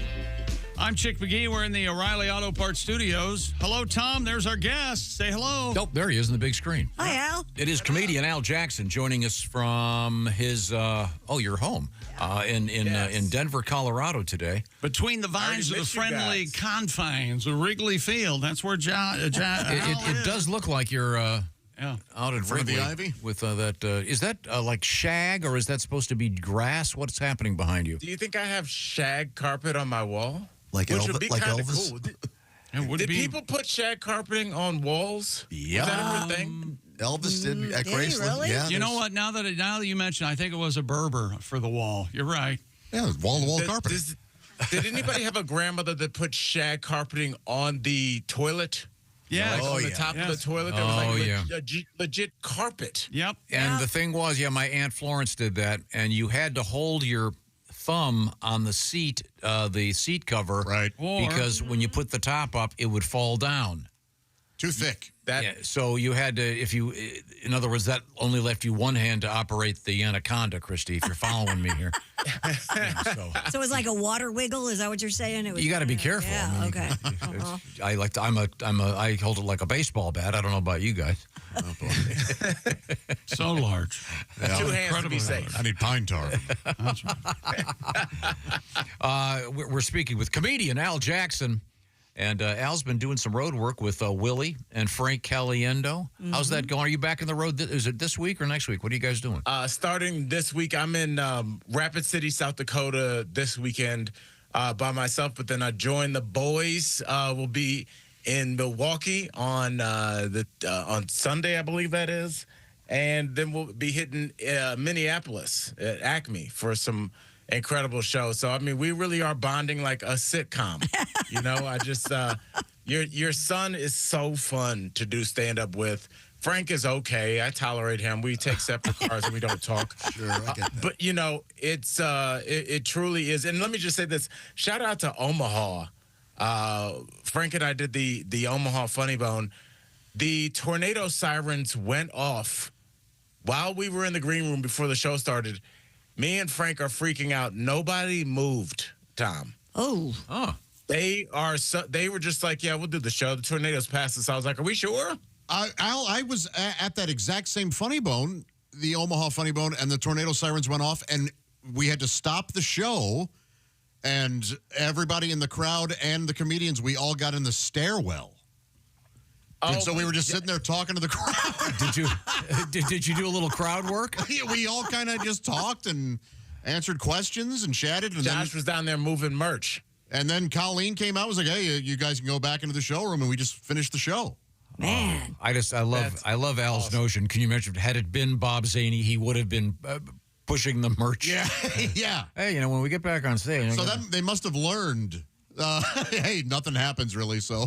Don't go to the afterlife without my CD. Let's go. Okay, so Al, when do you start this weekend? Where's that again now? I'm at the West River Comedy Club in Rapid City, South Dakota, tomorrow, Friday, and Saturday. So hop in the car, come holler at me in South Dakota. We're gonna. I've heard it's a really fun club from everybody that's been there. So it'll be my first time in Rapid City. So I can't wait. All right. Well, once again, we're speaking with Al Jackson. Al likes to enlighten me on the latest in street lingo. Let's get to it, Al. You got a little something for me? I do, Tom. If I say something is selling, what do I mean? If something is selling, is it obvious? I mean, is it this is very, very popular? That thing is really selling. It's just kind of like remember we talked earlier in the year about like something is giving. Like if Christy Lee has on like a pink coat, you would say that's giving me Easter. Like it's giving you the vibe of Easter. Ah, okay. So kind of like if I say, that's kind of chick's overcoat is kind of selling. Oh, what am I saying about it? Oh, so it's somewhat derogatory? What? Well, you tell me. What do you think? Let's say I'm wearing a Rolex. I'm not a Rolex guy. That's not my style. That's not my personality. If I have one on, he's kind of selling something he ain't. I like that. I like that. Yeah. Oh, like you're kind of posturing and selling. Yeah. Now, however, and just almost to the point where it's like unnecessary. I think that's the weird thing is like when people try and flex money or wealth or power and it's like not the time or place. And somebody's got like that gold Rolex on and you're like, dude, we're at a barbecue in my backyard. Like, Josh doesn't even have shoes on. We're just hanging out. Yeah. It's just like, So you mean like a better example of what like Josh is always dropping the names of fancy fishing lures. Oh. Sure. Yeah. yeah, he is. Yeah, I got a new Spro spinnerbait. Oh, really? Yeah, it's the Mad Eye Diver. Yeah, it's real. However, Tom, do you know what the word "selly" means? S-E-L-L-Y? Selly. Selly. Oh, I have no idea. Oh, I know what it means. That's what? Cellmate. Nope. No? Well, I guess it could be, but it's a celebration. Oh. Team wins the championship. Oh, they're hitting the celly or what? Yeah, they're having a celebration. I was not aware of that. Yeah. Okay, well. I thought that was an old school cell phone.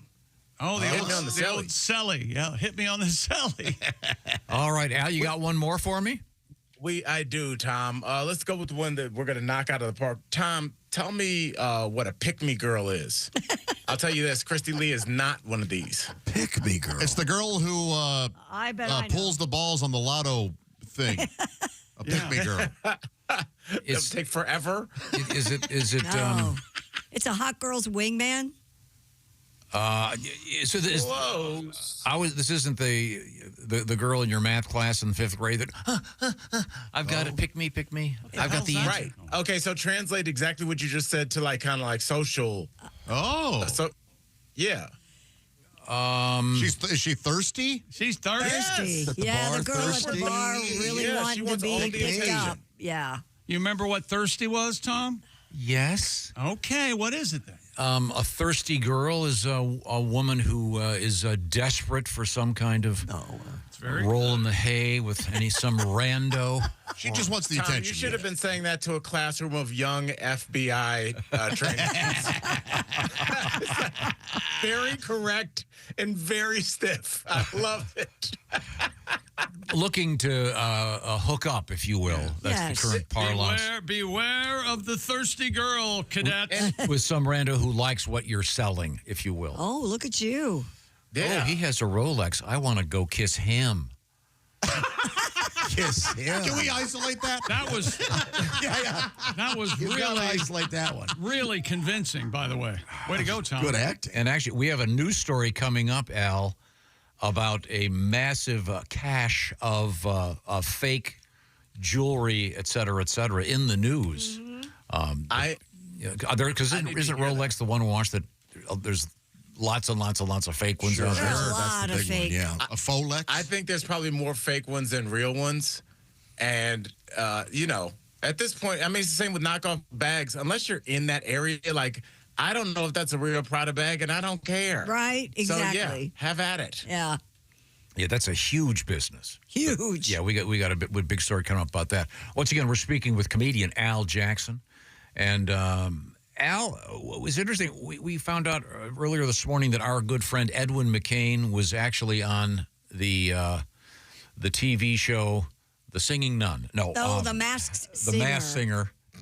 And have you ever considered, would you like to go on one of those shows or like on The Bachelor or on Dancing with the Stars? Yeah, Dancing with any of those. Would that be something you'd want to do? I will say this, and this is true me showing how you can evolve as a person. I used to look at shows like, especially like Dancing with the Stars, and I'd be like, that is the lamest show I've ever seen in my life. And then I watched with my girl, and just seeing how hard they work and the injuries, there is no way that I could do that show, like, physically. It looks really intense. Like, and it seems like the Masked Singer, it just seems really hot. I don't like putting a head on top of my head. Yeah, that's what Edwin was saying. That we're going to talk to him. We'll find out. But I was on Blind Date, Tom. That's enough. Oh, that's right. You were on Blind Date. Refresh my memory. Yes. Refresh my memory. That was a while back, though, right? Oh, that was before I started comedy. When I was just in Miami drinking my face off and partying and having the best life ever. This woman approached me. She was like, "Do you want to be on Blind Date?" And I kind of knew what it was, but back then you got to remember, there used to be like the Fifth Wheel and Eliminate. There was like this weird genre of dating show. So like I didn't even really know which one she was talking about, but it was the one with the bubbles where they're like, I'll say something to Christy Lee, and then they'll be like, Al really doesn't like where this date's going. Oh, okay. It was with Roger Lodge. Oh, yeah. Yeah, they got snarky. Yes. Yeah, But they were. Yeah. they just announced the new guy for the Golden Bachelor. He's some former NFL player. He went to the University of Michigan. I played there. Player. Mel Owens, I guess. Yeah. Do you guys remember him? I don't remember him. I don't. Nope. Joe Theismann didn't remember him. Now, Tom, tell me, is it racist that when I heard Mel Owens, I'm like, finally they're giving a black defensive lineman a chance on the Golden Bachelor?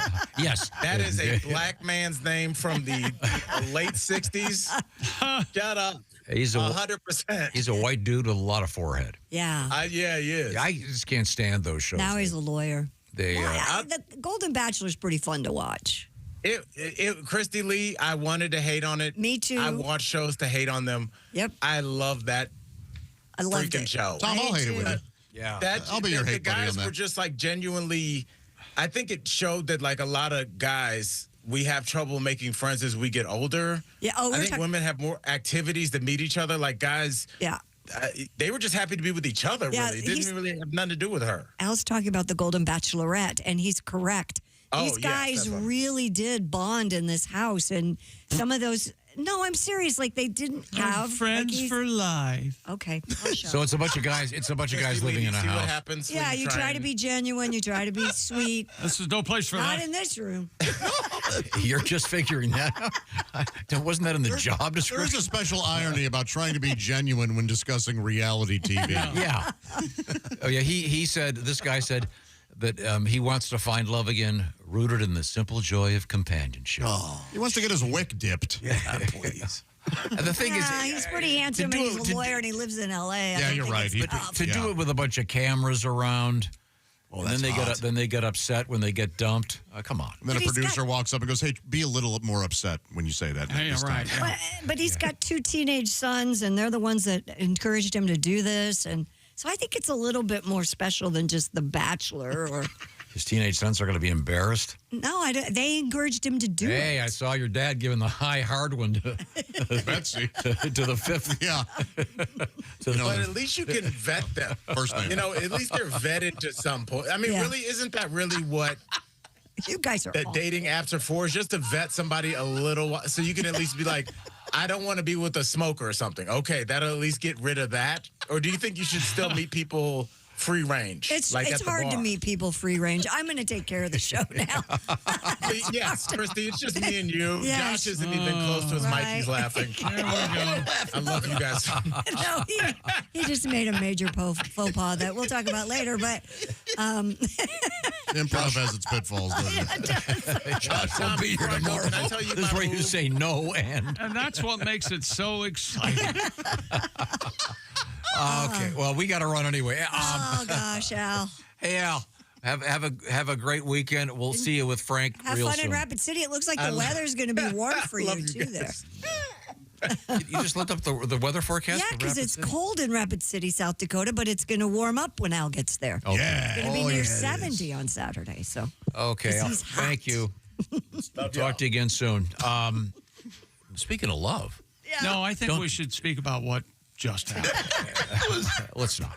let's Speaking of love, isn't this the show where they give you the rose every week or something? How does that work? That's exactly right. That's where Steven Singer should give these roses. I think they all that's do. great idea. They all do that, I think. How does that work? What does that mean when you That means when you get the rose, you get to stay for another week. If you don't get a rose, you go home. Crying in your limo. Yeah. They cry in the limo. And I thought he was mine. Well, and speaking of real roses, Steven Singer has a great idea, and it's the Blue Moon Rose. It's a real rose, limited edition real rose, dipped in 24 karat gold. It's called the Blue Moon because it's got kind of a bluish green hue to it. We got one right here in the studio. You can check it out at IHateStevenSinger.com. Lasts forever. This thing isn't going to be wilting after a few days because it's once again dipped in 24 karat gold. Of course, it has Steven's full lifetime guarantee. It won't wilt, will it? It comes in an impressive gift box. Shipping is free. I also recommend the jewels from Steven Singer at IHateStevenSinger.com. Earrings, bracelets, necklaces, etc., etc. Check out the catalog online by going to IHateStevenSinger.com. Like I said, shipping is free.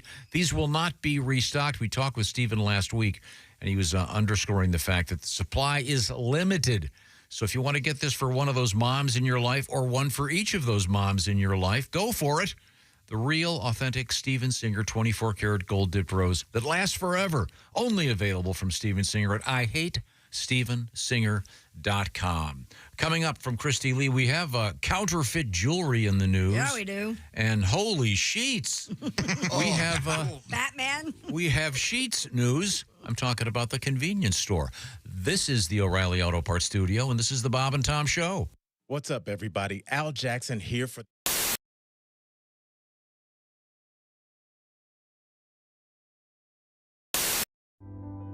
There's no easy way to say this, so I'm just gonna say it.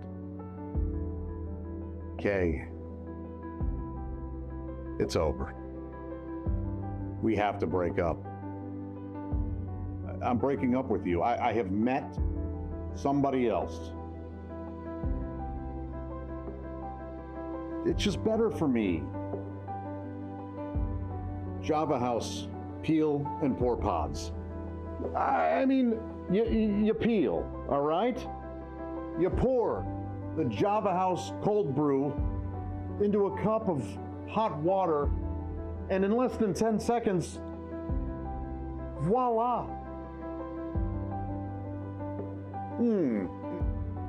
Amazingly smooth, barista quality. You don't have this.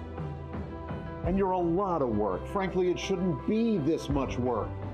I've stuck by you. You know that. When you were broke, it's not easy to say, but I just have to tell you, you're gross. Java House offers me so much more, not just coffee, teas, energy drinks. I appreciate you taking this as well as you are. I was worried you'd be all steamed up about this. That's disappointing. Perhaps I gave you too much credit. It's over, and I'm keeping the cats. Java House, amazingly smooth cold brew coffee. Enjoy barista quality coffee in seconds with no equipment required. Just peel and pour over hot or cold water. It's effortlessly easy. In fact, the hardest thing about Java House, well, that'll be figuring out which one of their many great beverages to try next. You don't have to watch this.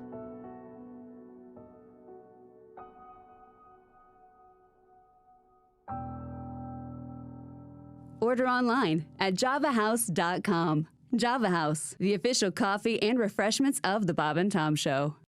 I don't mean to be mean here. You know what? You can ask me anything. Okay. I'm an open book. Just throw questions at me. Do you eat kangaroo? I personally don't. I'm vegan, so I'm one of those folks. Sure. How far into the interview did I manage to get that grandstanding in? It's okay. No, but kangaroo is a delicious lean meat. People love it down there. Tom can't eat kangaroo. No, it makes me jumpy. Randy. I pulled that joke out of my pouch. Okay. Good Lord. I'm so sorry. Good Lord indeed, I was trying to. See, this is the thing. You're trying to set me up for gags. I'm just dead bad. I'm now the straight man. I'm playing I'm not the wacky character on the side. I'm just going to set them up, lob you some big balls, and you can knock them out of the park. Thank you. Our guest is Randy Feltface. Mr. Feltface. Do you have brothers and sisters? I don't. I'm an only, and I'm like the last of my species. You're the last of the Felt faces? Yeah, I'm a critically endangered species. Are you on Felt Facebook? I am on Felt Facebook. I started Felt Facebook. Okay. Yeah, it's just me and Grover. That's pretty much it.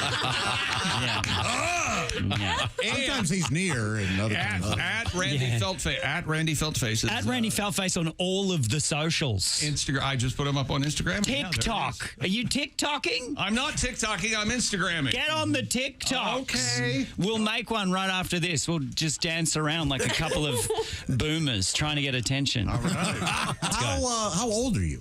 I'm 42. Oh, okay. Great. Yeah. I'm 44. Oh, congratulations. Thank you. Yeah. How are you finding your 40s? I love them, man. Yeah? Yeah. Oh, mate. Like a good mix between being an adult and still identifying as younger than that. Right. Yeah. You can still get away with, I have no idea where you are, by the way. I'm just looking generally in the studio. Are you finding like you've changed? Have you grown? Have you matured? I have. Yeah? Yes. Yeah. Okay. Like a fine cheese. Exactly. Okay. And the aroma is there too. Yeah, well, there you go. That's the state aroma of you is an aging cheese. More sort of a Limburger. Yes. Finally, I feel seen. Thank you, Randy. I smell like a gym sock at this point. I've been on tour for so long. I'm literally just a felty. The sweat just seeps into my felt. The puppet is dancing. I've never been happier. It's Mr. Feltface to you. There is Pat Godwin in the performance room. Hi, chick. There's Josh Arnold. Hello. The I Hate Steven Singer sidekick chair. There's Willie Griswold. Willie can't speak. He's laughing so hard. Yeah. There's Ace Cosby. You gotta watch this tonight on YouTube. I'm Chick McGee. Yes, you can see all this on YouTube. And here is Tom. Now, where do you find it on YouTube, Ace? YouTube.com. Okay. Now, I thought we would introduce our guest once again. He is Randy Feltface. Are you self-conscious about not having ears? I work great on radio. Okay. It's literally just me dancing. Yep. Tune in on YouTube. It'll make more sense. Yeah, sure. No, you probably have trouble hearing me since you don't have any ears. I do. They're just very small. Okay. really tiny. Yeah, little ears. Same goes for the nose, obviously. Yeah, no, okay. I don't have a nose. Okay. Randy, you don't have a nose. How do you smell? Terrible. Bow. Chicka down. Woo. Does that mean I'm officially part of the team now? Yes, you are. Yes, I did it. Hi, this is Pat Godwin from the Bob and Tom Show. Missed some of the show? You don't want to do that? Welcome back to the Bob and Tom Show. Christy Lee at the news desk. Howdy. Hey, Pat Godwin. Hi, Chick McGee. There's Josh Arnold. Hi. We are in the O'Reilly Auto Parts Studios. I'm Chick McGee, and here's Tom Griswold. Well, thank you very much, Chick McGee. You're welcome. We have an opportunity to once again visit with Christy Lee at the Silac Insurance News Desk. Well, welcome. Come on by. To find out what's going on in the world. And it says open, doesn't it? You're visiting. Come in. U.S. Customs officers in El Paso, Texas, intercepted over $9 million of counterfeit luxury jewelry in a single shipment. The agency said the consignment shipment originating from China contained more than 1,700 jewelry items, such as rings, bracelets, earrings, necklaces, which resembled the well-known luxury brand Van Cleef & Arpels Alhambra line. Are you familiar with that? I am not. It used to be, I want to say, they would provide game show prizes. Van Cleef & Arpels? Today's jewelry brought to you by Van Cleef & Arpels. Did you know they actually are merging with some jeans companies? Are they? Oh, really? Yes. Yeah, that jewelry. They're going to have jewelry embossed jeans. It's the Lee's Van Cleef. Oh, wait a minute. Oh, that's the line. Wait a second. We can build on this. And they cost a few dollars more. Yes, thank you. Boy, I don't get it. Lee I'm Van Cleef. stupid. Lee Van Cleef. He was just in Twilight Zone I watched last night. No kidding. Lee Listen Van to Cleef this. was in the Clint Eastwood spaghetti westerns. He was always some old grizzled Western guy. Listen to A this. fistful of dollars for a few dollars more. Episode of Twilight Zone. Lee Van Cleef, Strother Martin, Lee Marvin. Whoa. All in the same 30-minute Twilight Zone. That's awesome. It's unbelievable, yeah. The trademark holder confirmed the goods were not legitimate and the counterfeit jewelry was seized. This is bad news for those kiosks at the mall. Oh, this purse is a fake? Yeah. Or on this walking the streets of New York? Yes. Oh, wow, a Louis Vuitton for $6. What do you think? Real? Doesn't happen. It smells like gasoline. Pennsylvania authorities say a Johnstown area man is facing charges for groping an employee at a Sheetz convenience store. Good morning. Good morning, John. Good morning, John. It's Johnstown. Yes. Now, Sheetz is spelled SHEETZ. I'm a fan. They're huge. Yeah. They're all over the place. Is that They're the great. sporting goods or groceries? Or? It's a convenience store. I mean, okay. Gas. You walk in, there's a computer where you can order your food. The food's delicious. Yeah, it's good. Place. Good place. According to West Hills Police, 49-year-old Keith Poplinski repeatedly touched the male employee's groin area while he was cleaning the store's coffee machines. Store surveillance shows off my beans. the suspect attempting to shake the employee's hand after the incident.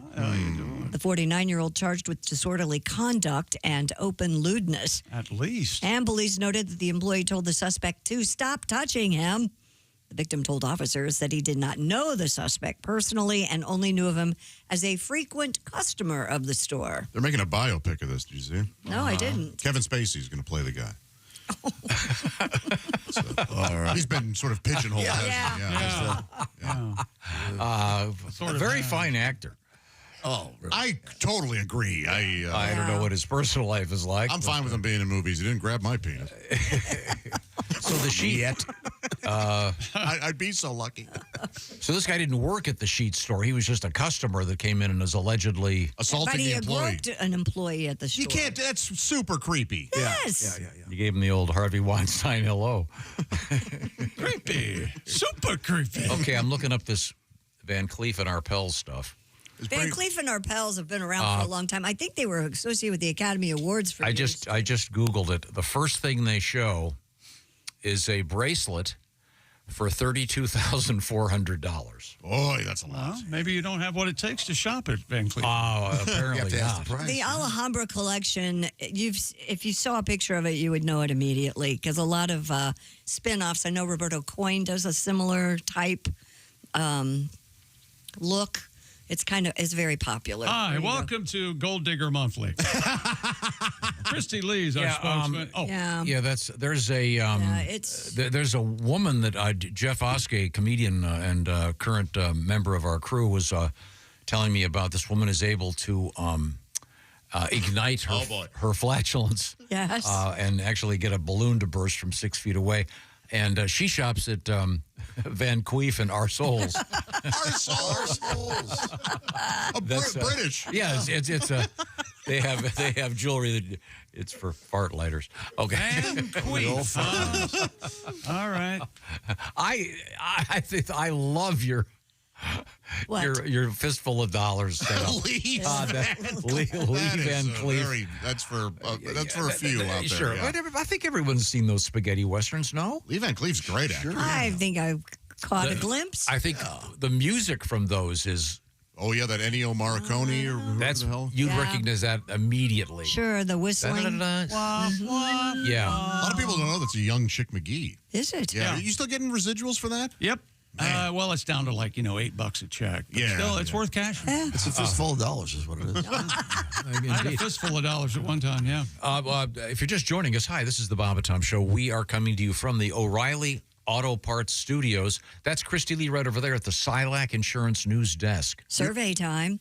A new survey out there reveals the most common stressors that you face while traveling. Oh, yeah, let's check this out. Let's see how many of these I agree. I bet it's not air travel because that's incredibly comfortable. And A poll of 1,000 Americans found the top travel stressors are misplacing important documents.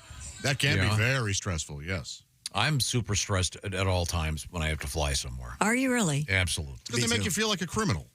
No, I mean, I get it. I understand why unlawful search and seizure is what TSA I'm worried is. about missing my plane, All that, yeah. I like to get Missing there really. flights I like is to the get there second really early. We'll be in the car, and I'll say, "Do you have your driver's license?" And then I get the look.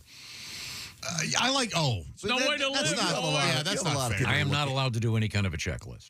Whoa! You're not allowed to do a checklist. They're important. Do you have your sunglasses? Just leave her alone. Yeah, I learned. Yeah, I just drive. And is she the one that has to go back to the house though? Have you ever had to do that? Me? I had to. You had to go back to your house at the you were at the airport? We were on a Bahamas trip. We were on that trip to the Bahamas, and I didn't have my passport. Ooh. And one of our staff members actually drove all the way back to the house and got my passport for me. Yeah, I barely made the flight. Allow me to do a public service announcement. How many days until you have to have the star or your driver's license May to get on 5th. an airplane? What, I 2 barely weeks? made the flight, she says. Meanwhile, the staff member who was hauling balls Got a ticket for speeding. Ran over a dog. Killed a shot. Yeah. They No, barely he made the flight, too. Lose it. Well, it was our plane, so I think they would have held it anyway. Oh, yeah. Oh, back in those days. Back in those days. Private planes. It wasn't a private plane. It was a never mind. Why do I talk Charter. to you? Charter. What do I talk? Thank What do you. I listen to you? So the most Missing flights, losing your luggage is a stressor. Happens. I've never had any, but knock on I wood, have, never and I tell you had. what, man, they took care of it. They do. It was a day later, and they brought it to my house. Did you tip the guy? The guy who brought the luggage to my Yeah. house? I did not. Because that happened to me, and I went, well, I guess I ended up. I guess I gave him a tip. It's not his fault. Yeah. that I lost it. It didn't occur to me at He's the just time. delivering the. The most common annoyance among travelers are the seat recliner people. Fellow travelers? Yeah. Well, why don't they make the seat so you can't recline? Period. End of story. Those who do not use headphones. What? Oh, so we had somebody on a recent Yes, flight we did. over this past weekend. The person was listening. Was it you? That was not me. Okay, but it was somebody next to you. Yes, it was. They were watching something and they were not using headphones, so everyone heard what they were watching. They usually come It by. didn't go on for long, but it happened. Was it a adult movie of some sort? It was just, I don't know exactly what it was because it was annoying. Well, don't the flight attendants? Oh, Jeff go was over there and too. say Did you know what it something? was? Actually, it was Pat. He had his earbuds in, but he didn't have it turned on the right thing on his phone. That and so sounds like Willie it. had to reach over and turn on That the is headphone true. for it. That So, yeah. for So you like were the first guy. 2 minutes, it was Pat. That sounds Oh, okay. I thought you were talking about a different incident, but that was me. Gotcha. That lasted all of a second. But you were trying to be courteous. Yes, I was. 7 yes. minutes. Or were you watching? You were watching that pornographic. I was watching Caligula. Hardware store movie Black and Dicker. You know, the guy next to me was watching Blazing Saddles. Oh, really? Yeah, I saw that. Yeah. Well, now that's kind of... Because you never know if somebody's going to come up and go, how can you watch that? Because it's great. That's how you can watch I it. totally agree. Because you love life. And I thought it was a policy, but 65% of those polled believe airline staff should step in when passengers play audio without headphones. And I thought it was a policy that they announce it if you're going to, or it's written on the card or something that if you are going to be listening. Well, in their defense, they're pretty busy trying to keep everybody safe. I get it. I've always assumed that the don't use your headphones, put them on airplane mode is just a way to keep people from having conversations loudly on a plane. That could be. There's no reason that we can't fly. Our cell phones aren't going to mess up the plane. But that would be awful, though, if people could talk on their phones. Exactly. So I figured you scare somebody with, hey, this plane will crash if you don't have it on airplane mode. People are going to listen. We flew back on a recent trip, the guy sitting next to me, I needed not noise canceling. I needed a smell canceling. Yeah. Smell canceling nose plugs. That happens. Is that right? You'll get that. Because there was an odor issue. Nobody has Did you ask to problems switch that your you- seat? A lot of people will. That's one of the things on here. The last guy to get in the plane. Oh. I was so happy thinking, I've got an empty seat next to me. This is great. A lot of elbow room. Excuse me. I hate to be, I'm so late, but I'm in that seat. Are you Tom Griswold? You don't mind if I eat my onion sandwich, do you? And then I got Happy Humphrey after 4 hours of losing money at the casino. I'm very, very happy. That's right. I love food. Nothing's worse, though. Nothing worth traveling when you get the, what is it? You get that snack mix instead of those cookies. I like the Hate snack that. mix. What? Oh, you and I will trade then. I like the sun chips. What cookies do you like? They took my Biscoffs off. Yeah. They don't have those They don't anymore. have Biscoffs anymore? No. No. Oh, boy. Those are delicious. It must be. I only fly one airline, though, so maybe that's why. Yeah. Okay. Well, no. Christy, we got time And for one more story that deals with flights. The internet embroiled in a flight etiquette debate. All right. Apparently, the person in the front of a passenger draped her hair over their screen on their seat. Okay. I've had it happen to me. Don't do that. The Reddit user posted a photo of a United Airlines fellow passenger's long hair partially covering the screen on the seat in front of them. Yes. Along with the title, quote, "So what's the standard operating procedure here?" Fake sneeze. Gum in the hair. Both effective. Take what is it? Take your like hand sanitizer. Get a big glob and go. Oh my God. I've never seen this. The top voted comment reads, quote, "In the past, I have simply stood up, got the person's attention and said, 'I'm not sure you're aware, but your hair is hanging over my screen and my food tray.'" Yeah, I did that to the guy in back of me last time. I had to apologize. Oh, yeah. You and your golden locks. Yeah. Yeah. Former flight attendant and etiquette expert Jacqueline Whitmore. Oh, and please pronounce it Jacqueline. Jacqueline said that the polite way to approach such a situation is, of course, with kindness. Speak with the person causing the problem nicely. See, I don't mind it. I just part them. That way they're like curtains in a movie theater. Oh, nice. It gives it a very nice Excuse me, ma'am, but cinematic. Your head lice is getting in my coffee. Oh, gosh. If the person does not correct the behavior, you should alert a flight. Let me ask you this. Yes? There's no screen, and the hair is on that. Do you say anything? No, yes. Who puts their That happened to me with a hair over the dude. seat? A guy in front of me had real long You hair. do want him to move it because it would be gay if you did. And since you're not a gay man. I just put a little bit of food in there. I had a chip. I'm not even joking. No way. I did. You would. You would. Oh. I forget what it was. Maybe a piece of popcorn or something. Or a chip. Stewardess, did you have any scissors? I'd like to do a quick trim. Well, thank you very much, Christy. All right, now I want to say hello to our friends at the Silac Insurance Company. What am I talking about? I'm talking about annuities. The Silac folks, the experts on annuities. What is an annuity all about? Well, it's about getting that check after you've retired and still getting paid. Now, maybe you've got a job where you've got that golden parachute and, hey, thanks for working here for 50 years, my friend. Now we're going to keep paying you. Here's a nice watch. Well, that doesn't happen to many of us anymore. That's where you need to prepare yourself. Get ready because especially if you've been looking at the stock market lately, it's way, way down, then it's way, way up. What's going on? That's the volatility of the stock market. You don't have to deal with that. You can counter volatility with an annuity. It's going to happen for you, and you know it's going to happen. And by the way, you can't outlive your money. Get the real details from the folks at Silac, the Silac Insurance Company. Go to SILAC, that's SILACINS.com. Here's another way, by the way, to get some information about annuities with your phone. You call this number. You hit the pound sign and then hit 250. That's pound 250. Say the keywords lifetime income, and you'll be hooked up with someone from Silec to tell you about annuities. Certain restrictions apply. See if you're eligible to establish an annuity for yourself. Once again, it's pound 250, the keywords lifetime income, from our friends at the Silec Insurance Company, SILACINS.com. Coming up, a little bit of knowledge for you we'll pass along. We are in the O'Reilly Auto Parts studios, and this is the Bob and Tom Show. Just got to get a hold of us.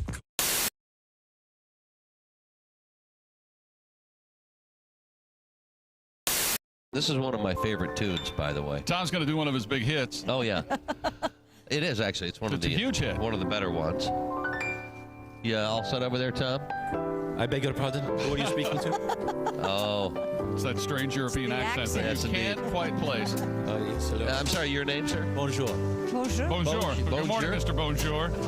Oh, that's very funny. Oh, yeah, we said. You must be the chick, the funny one. Yes. Thank you so much. I'm sorry, we didn't catch your name.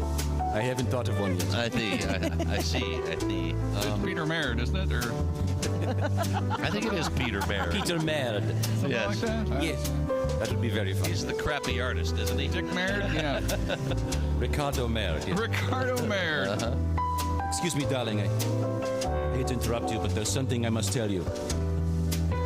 I will sing for you now. In a minute. Let it come around. I will sing after the band comes around. It's the band's fault. If you find yourself in Holland, they'll say to you, how yaman.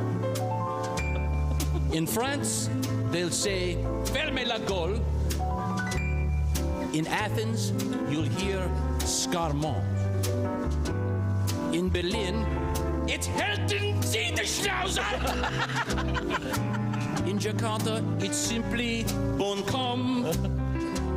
Let me translate for you, darling. Shut up. Shut up. Shut up.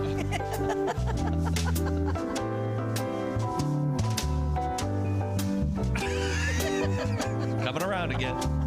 Has there ever been a topic on which you don't expound? Has there ever been a moment when your mouth wasn't making a sound? Have you ever had the feeling that you might have said enough? I am begging you, my darling, shut up, shut up, shut up. Day or night, it does not matter. You still want to shoot the breeze. When I hear your constant chatter, I'm thinking, someone shoot me, please. Maestro. Now we are in the bedroom, so comfortably inclined. But the only intercourse we're having is the conversational kind. There's just one way to stop you from blabbering so much. Say hello to Mr. Johnson and shut up. Shut up. Shut up. Shut up. Shut up. Bravo. Fermez la douche. Yes. Bonjour. Baird Chevalier.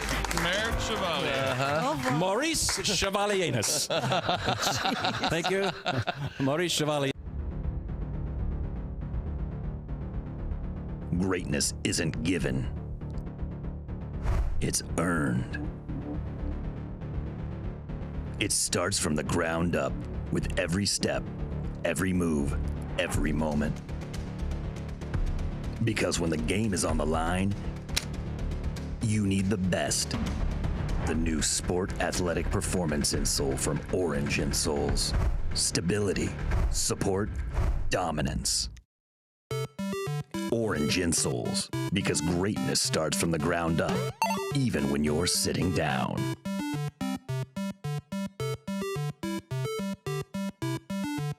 People were taking the chicken from Chick-fil-A and putting it on Cheddar Bay biscuits. Wait a minute. Josh, what do you think? Josh is leaving right now. Josh is leaving. Okay, let's go.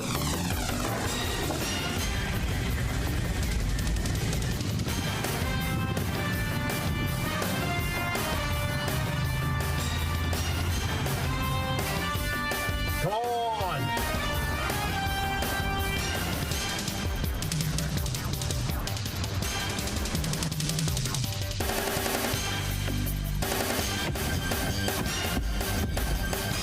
All right. You got the biscuits? Greatest day of my life. Hey everybody, it's Frank Caliendo, and I'm going to be doing a bunch of stand-up dates, and I'm not sure where to put my hands right now, but this is the deal. We're going to be in places like Appleton, Wisconsin, Toledo, Ohio, Des Moines, Iowa. There's a whole bunch of them. We'll let you know how to do that on the screen right here. And why did I say we? Is that my new pronoun? No. I have a bunch of other people with me. Those people are Patrick Keene. You've seen his teeth, probably on your dentist wall. They're tremendous, very good teeth. Willie Griswold. You know why he's with us. And of course, Al Jackson. And that's when they realized it's going to be a fun show.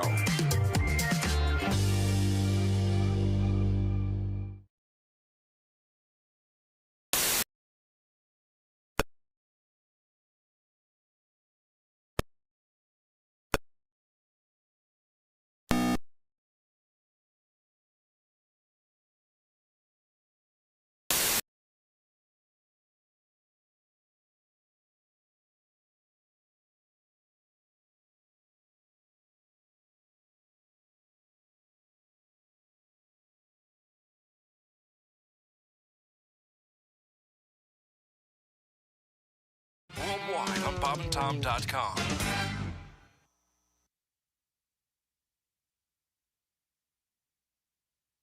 Coming up.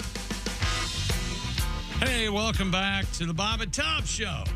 At the Silac Insurance News Desk, it's Christy Lee. Hey. There's Pat Godwin. Hey. Hello, Josh Arnold. Hi there. He's over there at the I Hate Steven Singer sidekick chair. We're in the O'Reilly Auto Parts Studios. I'm Chick McGee. Hello, Tom. Hello, Chick. Coming up, we have a couple of highlights from the world of history, but What up? today, kind of a depressing day. Oh, is it? History-wise? Yeah. Oh, no. I think I'm going to skip most of these. What? You run into that every now and then. Yeah, but I mean, every one of them. Life isn't always happy. We can't Life is balanced, right? appreciate the great without the... Never mind. Yes, you can't enjoy the highs without the lows. That's right. Yin, the yin, the yang. I think we're going to focus on the highs today. All right. Here's a good one. This is a nice one. The Library of Congress was established on this date in 1800. Well, I wonder what the Do you have a- overdue fees are there. You have a library card?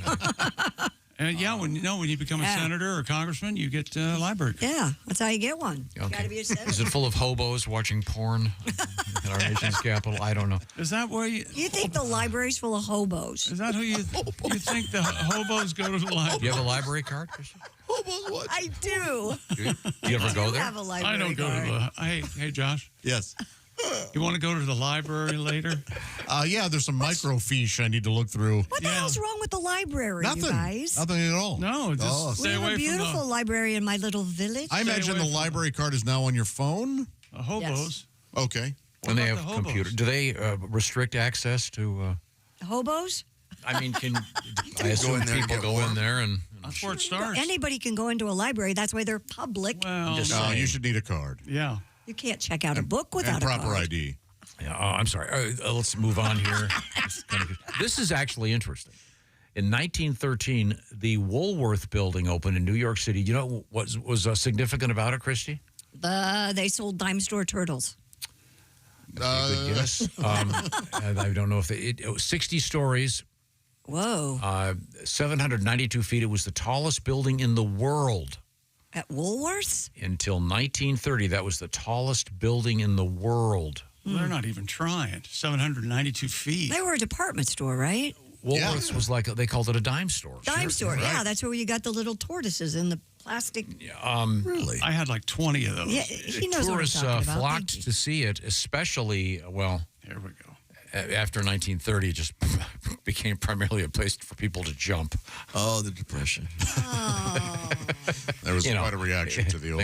There was a great documentary. I haven't had a chance to watch it. It's called The Bridge, and it's all about the Golden Gate Bridge. Yeah, it's not easy to watch. And People jumping off of it? Mm-hmm. Yes. I don't want to Oh, be. my I don't want to do any spoilers, but yep. They got nets now. Like Top Golf style nets, don't they? Oh, they go way out. So They're doing all they can, Tom. Yeah. How about this one? This is an NFL story. You'll like this, Jim. I'm doing the form of a question. In 1974, the NFL granted a franchise to 74. Yeah. Seattle, Tampa Bay. Tampa. Very good. Okay. Very good. Very good. You have to have a permit. A permit? Oh, yeah. You got a permit to get a franchise. That's Oh, sure. Yeah, That's it's when not Tampa. easy. It was Green Bay, Tampa Bay, Minnesota, Detroit, and Chicago in that one division. Speaking of football, you'll know this one. In 2004, Eli Manning was drafted by San Diego and traded to the Saints? immediately to the Giants. Oh, Giants. They told him, they told the Giants, told San Diego, we're not going to. Well, Archie, it's ground they hadn't covered yet. Archie. It's kind of what Joe Theismann was talking to us about earlier on this show. Yeah. Sometimes they go, Well, I don't want to play that. He used that as an example, actually. Elway did the same thing. He didn't want to play for the Colts. Really? And birthdays. Oh, this is weird. Shirley MacLaine. Oh, wow. Which birthday of hers? This current life? Yeah, that's interesting. She's 91 in this life. Yeah. She's an old ghost. I love her. I love Shirley. I do She's too. something else, boy. She is out there. Is that right? I do. Shirley Yes. MacLaine. I've never seen her do a bad performance. She's got moxie. funny. She's great. Oh, 1942, the birthday of Barbara Streisand. Oh. I wish I were more of a fan of hers. well, you're See, straight. Because I think she... I am straight.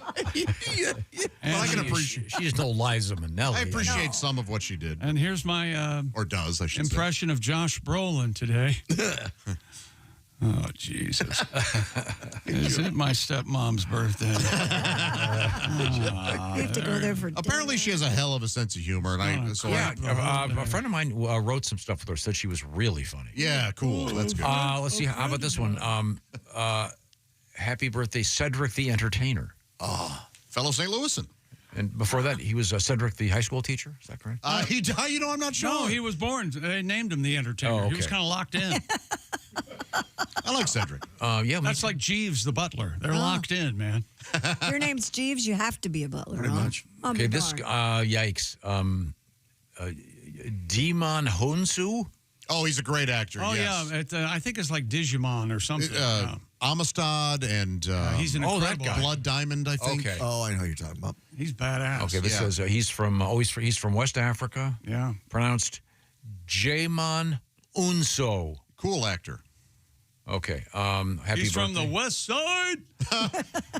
Of Africa. Right. Very, very good. That's right. Still the west side, man. Let's see. And lastly, Kelly Clarkson. She's got a great Love talk her. show. Love her. What a voice, too. Born in 1982 on this date. Boy, whoever is producing her show should get a bonus or something. Yep. That's really well produced. Yeah. Yeah. Lastly, we have an update. Do you have the update on the guy whose car caught on fire?